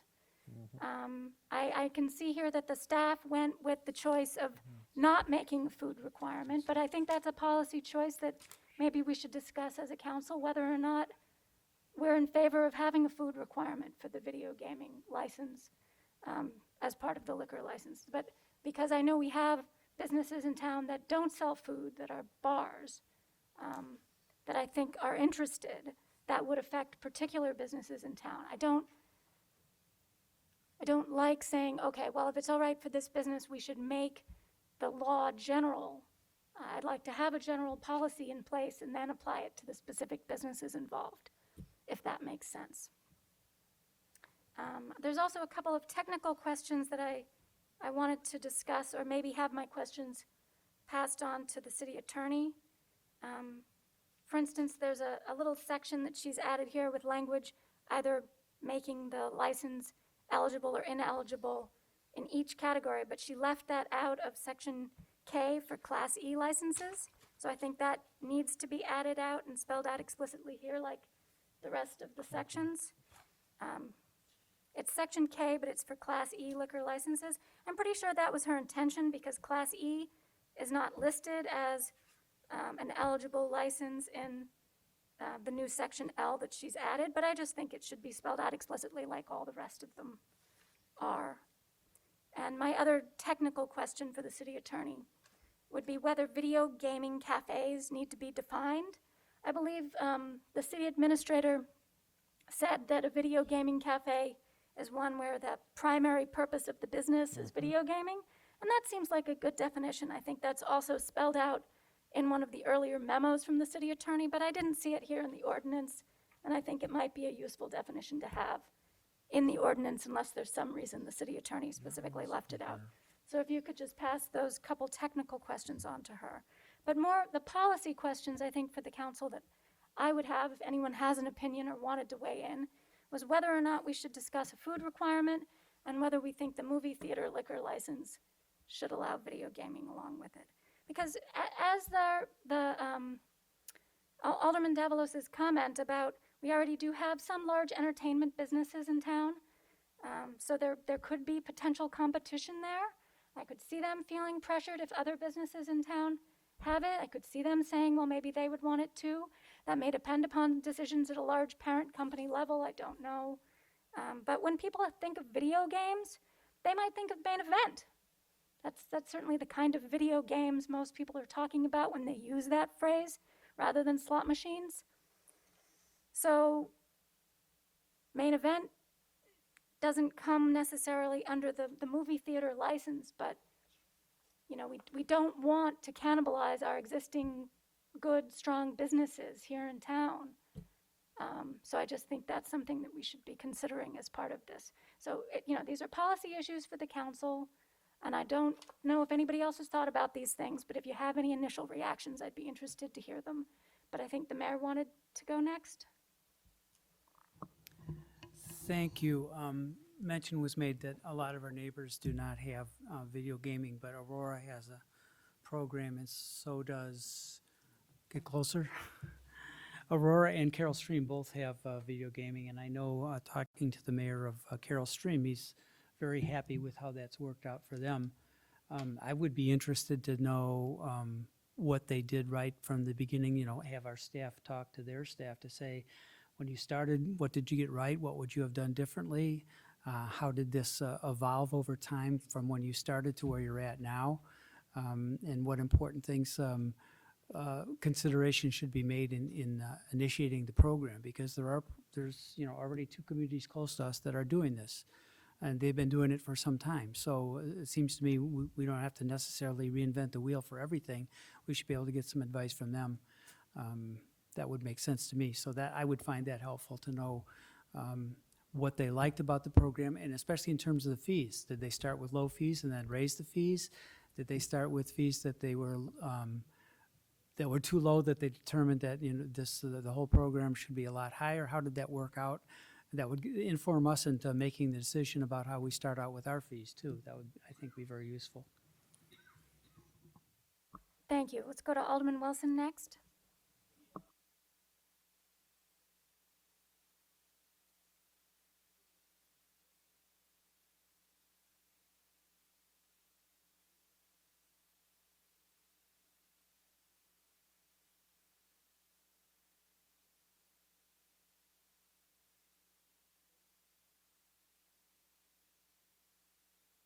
Alderman Wilson turned his mic on. I'm sorry. I just see that what we've requested to do is to recommend the city council adopt an ordinance Can you move it a little closer? allowing video game in the city of. Holy mackerel. Okay. That's okay. That's okay. My voice isn't too strong anyway. I was just reading what our action is required. According to the recommend the city council adopt an ordinance allowing video gaming in the city of Warrenville with specific fees and restrictions. It does not specify all the fees and restrictions, but it's allowing video gaming in the city of Warrenville. I think that's the question that we have to answer tonight, as to whether or not we're going to allow it. And then the fees and the restrictions, and the attorney can get involved in working out the details on it. I don't think it's us sitting here trying to determine all the fees and all the restrictions, limitations, and requirements. So I just wonder if we can call the question and find out whether we want to allow it in the city of Warrenville. Okay, we'll go to City Administrator Copley next. Okay, thank you. And I'm going to start. I appreciate all the input. That's why the draft ordinance is on there. I wrote the action requested thinking maybe you're all ready and we've got it just right, but I knew that probably wasn't the case. So we need that input and direction. I'm hearing a lot of different comments, from doing more research to specifics, that we have a couple of aldermen want the liquor license reduced, with the terminal fees on the video gaming vendor, et cetera. Can we get some of those in a motion so we know that the whole council or the whole committee tonight is in favor of that? Would be very helpful, because we can take all this input and come back again. But in my view, with all due respect, we did that the last two meetings and worked with the attorney. I get we had a couple of things that we made some decisions on that don't quite work, like the amount of the licensing fee. That's fairly simple, and who should pay. But I want to make sure that the majority is in favor of that. If you want more research from other communities, I think Kristen has a lot of that. She did some more follow-up research. We weren't sure that was needed, but she does have some more information from some of the communities that do allow video gaming on things that they learned as they went through the process. We can bring all that back and share it. We can even have the attorney attend the meeting. We normally don't do that for committee meetings because it might be under the retainer, it might be an extra fee. Again, we thought we had some of this down. It's okay that we don't. It doesn't have to be done tonight. There's nothing the world will not stop revolving if we don't get this on the next council agenda by any means. But I want to make sure that we have down what the majority wants so that we can move that ahead. Is we've also taken the last two votes to move this further, that the council majority is interested in video gaming under the right circumstances. Nobody voted on a final action any of those last meetings. But I want to be sure that we're in the right direction, because if we come back in 2 weeks or in 6 weeks or 8 weeks, we might still be slightly off and this could go on for a while. We want to make sure we want to make sure we're getting it the way you all want it collectively. So there's a number of things that were motioned. The simplest were cutting the liquor license fee in half to 1,000, putting the video terminal fee on the vendor, not the business. And I was trying to make notes on a lot of the other things. If we could try to get those into a motion, would be helpful.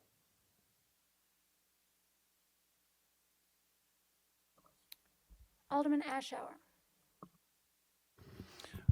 I'd like to recommend the city council adopt an ordinance allowing gaming in the city of Warrenville with specific fees and restrictions, which would include consideration of reducing the Class V license from $2,000 to $1,000, and any licensing fees on gaming machines would be paid by the gaming machine provider rather than the operator of the establishment. So your motion is that 100% of all the licensing fees be paid by the operator? So your motion is that 100%, you just said all of the licensing fees be paid by the operator? Video gaming. That's your motion. Alderman Krischel. Are you referring to all the fees or That's what he's- just the terminal fees per machine? That's right. But 100% of the terminal fees is what you said. Yes, that's what I heard. That's the motion. Second. We have a motion by Alderman Ashour and a second by Alderman Krischel. Madam Chairman, are we allowed to ask a clarifying question? Please do, Alderman Anderson. Is Kristen allowed to give us any insight of, in her benchmarking, is that a standard practice, what we're proposing here? Or is it something that she's seen? Because what I'd heard was the split concept, so I was there. I just don't know, do other towns do what we're proposing here? From what Can't do that? From what I've reviewed, it's been split. It hasn't been 100% on one, or hasn't been 100% on the operator. We can look into that, but from what I was researching, I think there still is a share in the fee. Okay. Thank you, Alderman Anderson. Yes, Alderman Widener next. So we have a number of questions remaining, and that would be whether the operator will accept paying 100% of the fee. So that's a question we can't answer tonight. We were also going to gain a definition of video gaming cafe that hasn't been addressed yet. And then there was the questions on the food requirement. And I'm not sure if I'm missing anything else, but I'm just trying to capture all the items that we either want in a motion or that we want staff to go back and research some of the additional questions or concerns that we had. I don't know if I captured them all, but I think it's worthwhile to have that in our discussion here before we vote on the motion. I mean, I had one more, which was whether the movie theater liquor license should have an ancillary V license or not. So I think Alderman Davalos had asked about reaching out, because most of the reach that you had done was to cities that had this kind of license, and you had asked about reaching out to cities that don't, or businesses that are affected. Yeah, I just wondered if that had happened. I'm not necessarily requesting that you do that if you haven't already done it. I mean, at some point, I just think it would be interesting, but I'm not really asking. There's so much going on for staff right now. I'm not asking them to do that. I just wondered if anecdotally, and you did address it a little bit, anecdotally, you know, there are a lot of communities not doing it, and a lot of them are around us. And I just find that interesting. And so I think they have enough to research without that. I mean, I could try to do it on my own, I suppose, but I'm not asking for that. I'm just wondering about it. Okay, the mayor was next. Yeah, I was just going to suggest that maybe change the motion to say that there would be a split without determining that it's 100% right off the bat. If none of the other communities are requiring 100%, there must be a reason for that. At least take a look at it and let staff come back with a recommendation based on what the other communities are doing. Maybe a 75-25 makes sense. I think the idea of a split makes sense, but I hate to go 100% right off the bat if that's something that everybody else says, oh no, that's not gonna work, it's gonna be a problem. Okay, so yes, City Administrator Coakley is next. I'm sorry, if the council wishes, or the committee wants more research, then we should go do more research. I was specifically asking, there were specific recommendations to modify the ordinance that we could modify and then bring that back, or have the attorney come and talk about those. If you want more research, then we should go do that and then come back and talk about the ordinance. Those are two different things. To spend the attorney's time and staff to try to keep changing the ordinance with a couple of people wanting this and a couple of people wanting that is going to be really going in circles. We need to get some clear direction on what you want. If there's more research needed before you can make those decisions, that's fine too, but that's what I'm looking for, is clear direction to what way you want us to put our resources, our time, and the attorneys. And I can even put this on a council agenda to have the attorney answer more specific legal questions, but to just have a lot of open-ended issues and then come back to the next committee, we will just have a modified version of where we are, and we'll meet some needs and not some others. So I'm trying to see if there's consensus. Again, it's okay if there's not. If you want more information and we need to do more research and bring that back because you're not ready, that's the clarity I'm looking for. Okay, yes, Alderman Ashour next. My motion was with consideration of changing the license fee and the fee to the vendor. So it wasn't in stone, but it would move the ordinance ahead. Yeah, I think we have the motion. Are we all clear on what the motion was? Mayor? I thought the motion was that the vendor would pay 100%. There was Yes. no split. That's correct, but my comment was with consideration of, meaning that it was what we're trying to do is figure out if we should be spending staff time or not. And if the council approves video gaming, we can answer those questions and move it forward, come back and make the rules. So your suggestion would be that we approve the decision to allow video gaming, but with more discussion with the city attorney about the language of the ordinance, the numbers in the ordinance, the splits and whether that's legal, and just do more editing of the ordinance after this committee moves it back up to the city council? Right, we could bring it back to a committee meeting for the changes in the wording of the ordinance. Is staff comfortable with that, or is that not the sort of direction that you need?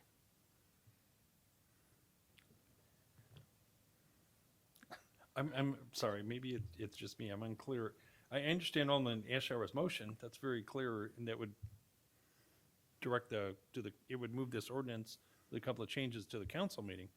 I'm not sure that's where everybody else is at, because there's a lot more changes that have been discussed than just how those two fees are allocated. So you could, I'm not the parliamentarian, but you could certainly have a vote on that motion and come back and move that ahead. Or if you wish, we can move this whole discussion. You could delay this discussion, postpone this discussion to the council meeting. We'll have Brooke here. We could put on the regular agenda and continue this with more input. But the caveat, if there's more research needed, we need to know that. We wouldn't have it for next Monday.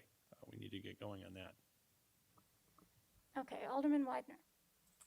Yeah, the way I understood the motion is that the operator was going to be foot with 100% of the fee, and I can't vote for that. Maybe we should reread the motion.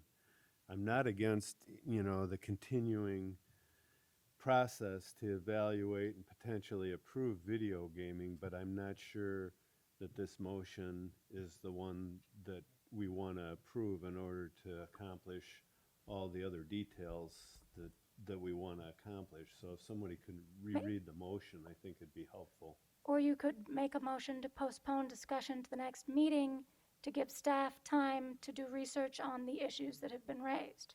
I mean, that's another motion that could be made by somebody right now, Okay. for example. I don't think the discussion is done on this. I'll defer to Alderman Berry. Yes, Alderman Berry. Well, I was just going to basically do what Alderman Widener was recommending, was to actually move this discussion regarding the video gaming to the Public Works and Infrastructure Committee meeting of the whole, which is on August 9th, and possibly have the city attorney here virtually. She doesn't have to come to the meeting, but she would be able to answer our questions at that time. But then maybe this would give the aldermen time to think about, maybe within the next week, what our true questions are, and give that list to the city administrator, so we could probably have those questions written out for us, and then possibly have a discussion specifically on those specific items. I don't know if anybody's interested in something like that. Yeah, I think that matches my understanding of where we are in this conversation, but I'm only one alderman. Does anybody want to make that motion and see if the rest of the council is in favor of it? Okay. I had a thought.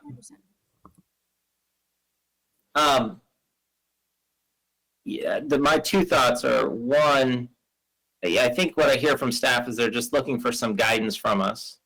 I think one guidance that I feel like I'm hearing some level of consensus on is that, but to John's point, we haven't validated that the initial fees proposed tonight feel too high. We would like staff to have a recommendation at a lower fee level, and we would like a recommendation on a different split between the business and the vendor. I feel like those are two things.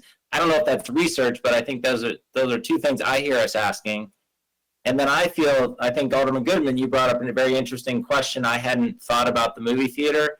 Does it make sense for us to actually say where we stand on the movie theater thing, to give staff some guidance on that? Or, because I'm just worried we're going to come back and we're just going to ask that question again.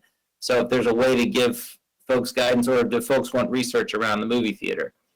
Those are the two things I feel like we might be able to be helpful with staff if we recommend it.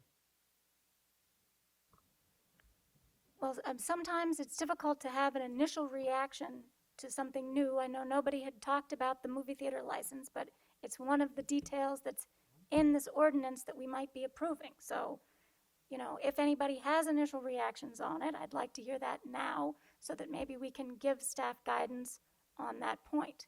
My feeling is it should be banned, like many of the other types of liquor licenses, which don't have the V license as an incidental part of it. Just like the banquet facility and many others on this list.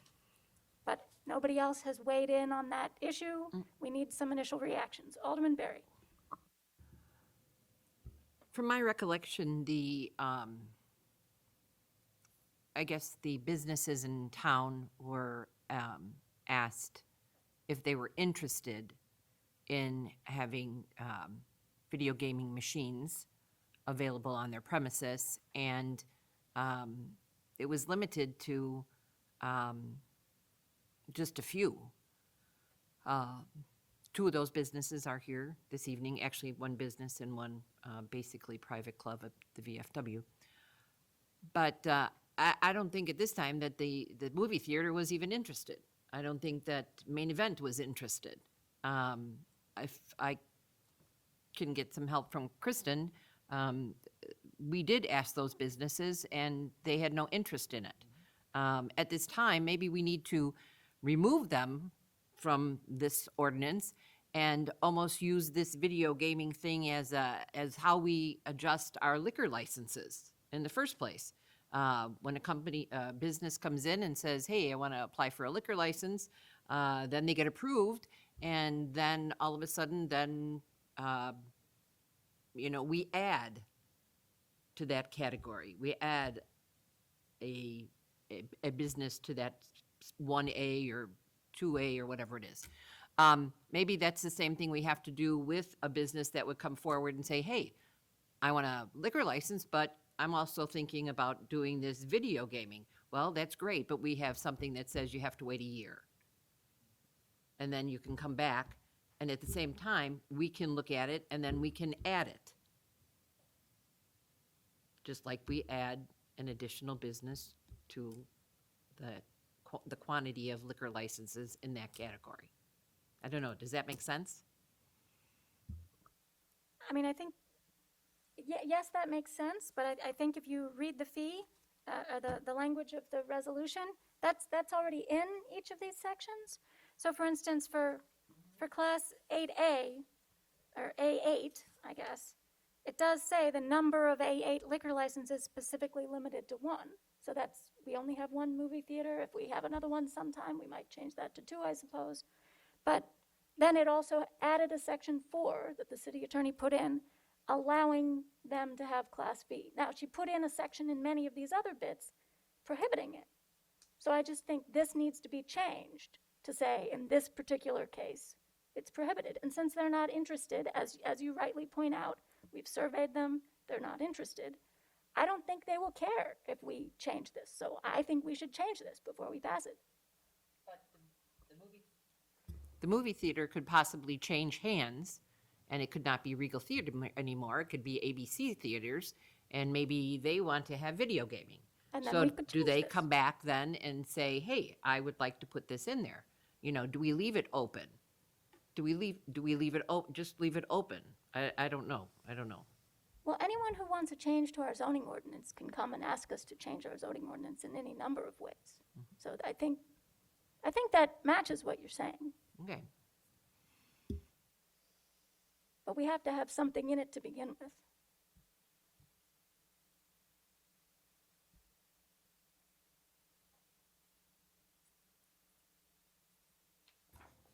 Okay, well, I guess I'd like to make a motion All right, Alderman Berry, make the motion.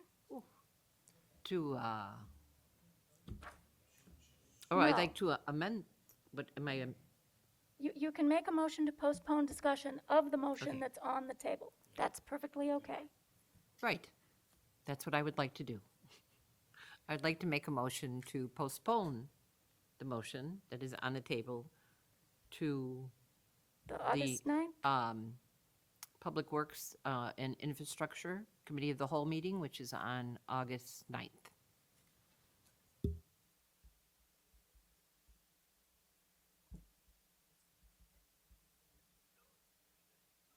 Okay, and the idea being that that would give staff time to answer some of these questions that have been raised? All right, Administrator Coakley. You need a second. Yes, we do, but I will second the motion. I think I'm allowed to, yes. Now, discussion, Alderman Davalos. Yeah, I don't know. It's a big agenda that night. It's a big financial meeting. So I guess we just add it, right? Never mind. I withdraw my question.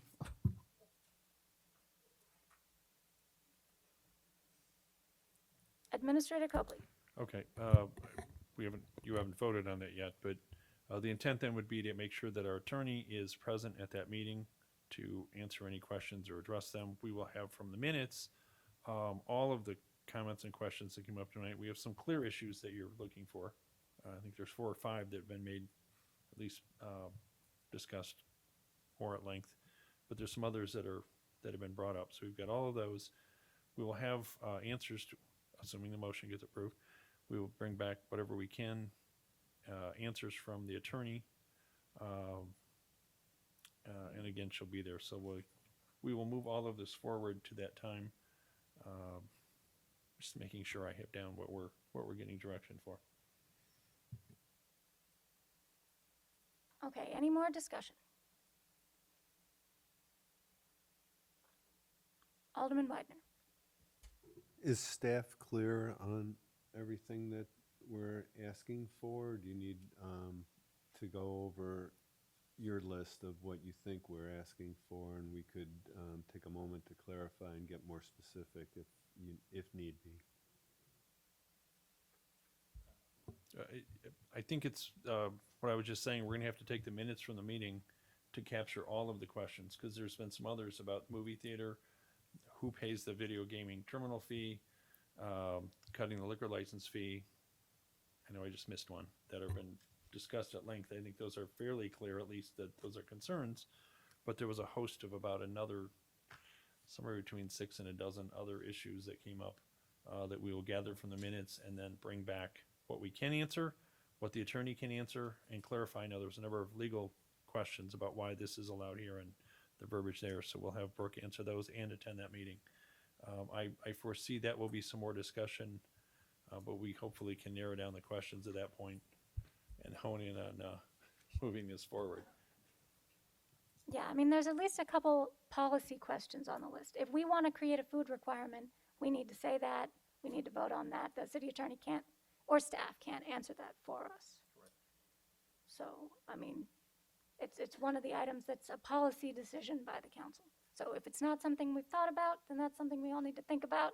And either if we don't have a clear answer on it now, we need to have a clear decision on what we think about it when we come back to discuss it the next time. Yes, Mayor. I still think it'd be valuable to have information from Carroll Stream and Aurora. They have programs that are up and running. I'd like to know what their specifics are in terms of the things that you're considering and you're worried about. What are they doing? How much is their fee? How does that compare to their other fees? That would be a phone call to an administrator, I would think, to get some information. But again, they're close neighbors. They're right next to us. It would be good to know what they're doing.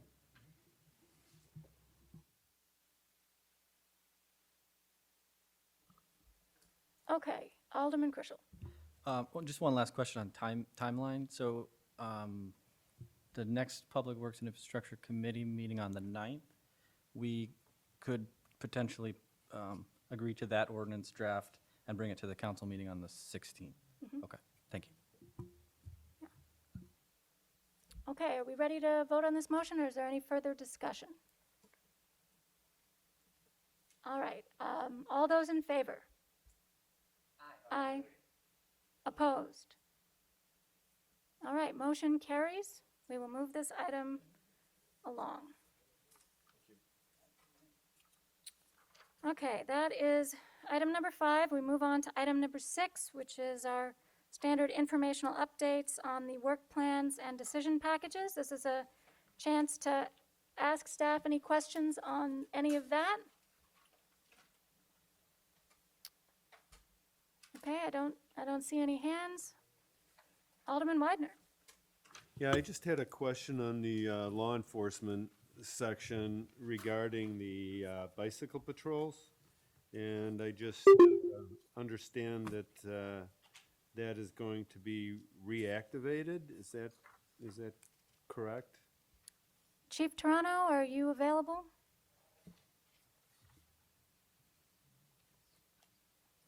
Okay. I'm sorry, Alderman, part of it cut out. I heard about information on bicycle patrols.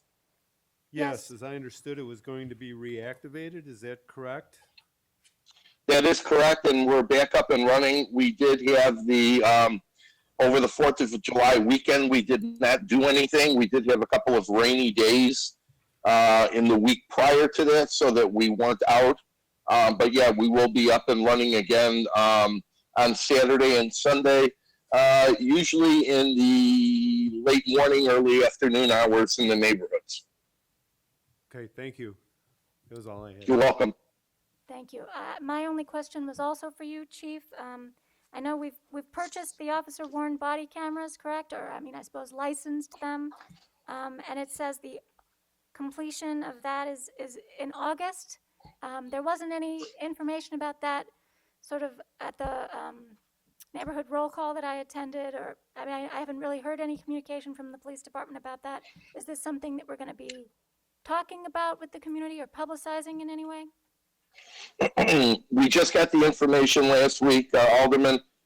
Excuse me. We have a manufacturer's liaison from Axon coming to the police department on August 6th.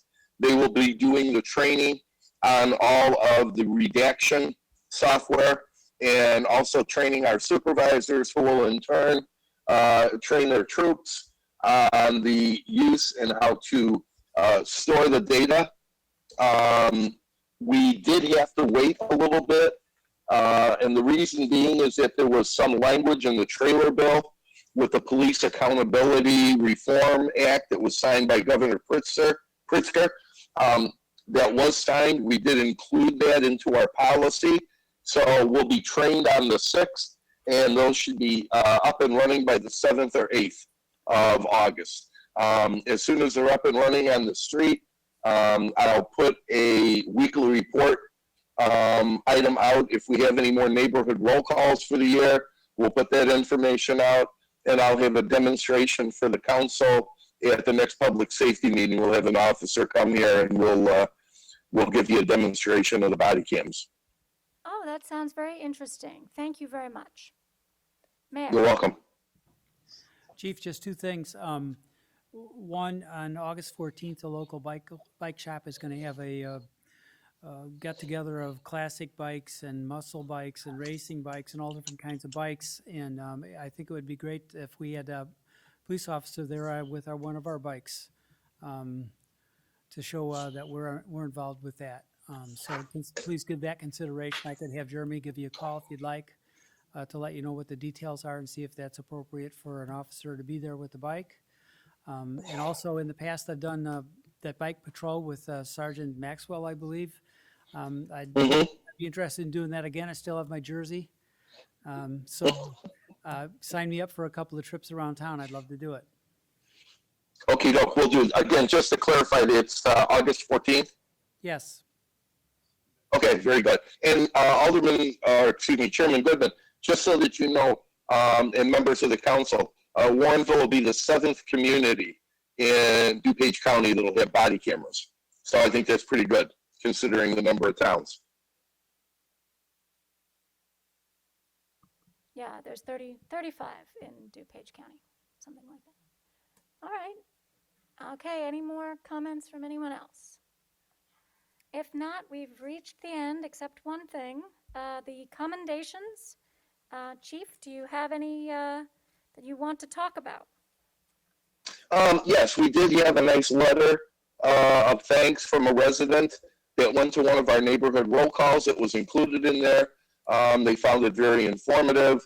Also a nice email complimenting Corporal Gismondi on his follow-up of a hit-and-run accident that occurred to the message writer's son at the Lifetime Fitness, where Corporal Gismondi followed up on that and was able to find the driver of that accident. We received some thanks from the city of Naperville for our assistance in the tornado that went through their community earlier this month. Additionally, just a couple of informational things that just came in. On August 5th, I'll appear in front of the DuPage Mayor and Managers Conference to address the issue of officer retention and recruitment. Those are one of the things, thankfully, that we have not had a problem with at our last test. We had 140 people that were in attendance that took the exam, so we've done good with that. Also, with the DuPage Merit Multi-Jurisdictional Task Force, we assisted in an officer-involved shooting in Villa Park. We also assisted in a couple of fatal accidents. One occurred in Lisle, one occurred in Clarendon Hills. So our officers have been out, and I think that's one of the reasons we're retaining our officers is because specialization allows them to get into areas that improve and enrich their career experience. We will also, on the 18th of August, have a excuse me, a meeting with Administrator Coakley, with our EMA coordinator, Michael Spain, and we'll be talking about setting up a tabletop disaster exercise for the city, which allows us to maintain our current SEMP and emergency operations plan status so that we're in compliance with that. And we want that to take place in December. So got a few things cooking that will keep us busy. And that's all I have. Okay, that's quite a list, Chief. Thank you. Any comments or questions on any of that? All right, thank you. All we need is a final motion. Alderman Krischel. I move to adjourn. Second. Motion and a second. All those in favor? Aye. Opposed? We are adjourned. Thank you. And thank you, Alderman Anderson. Thank you to everybody.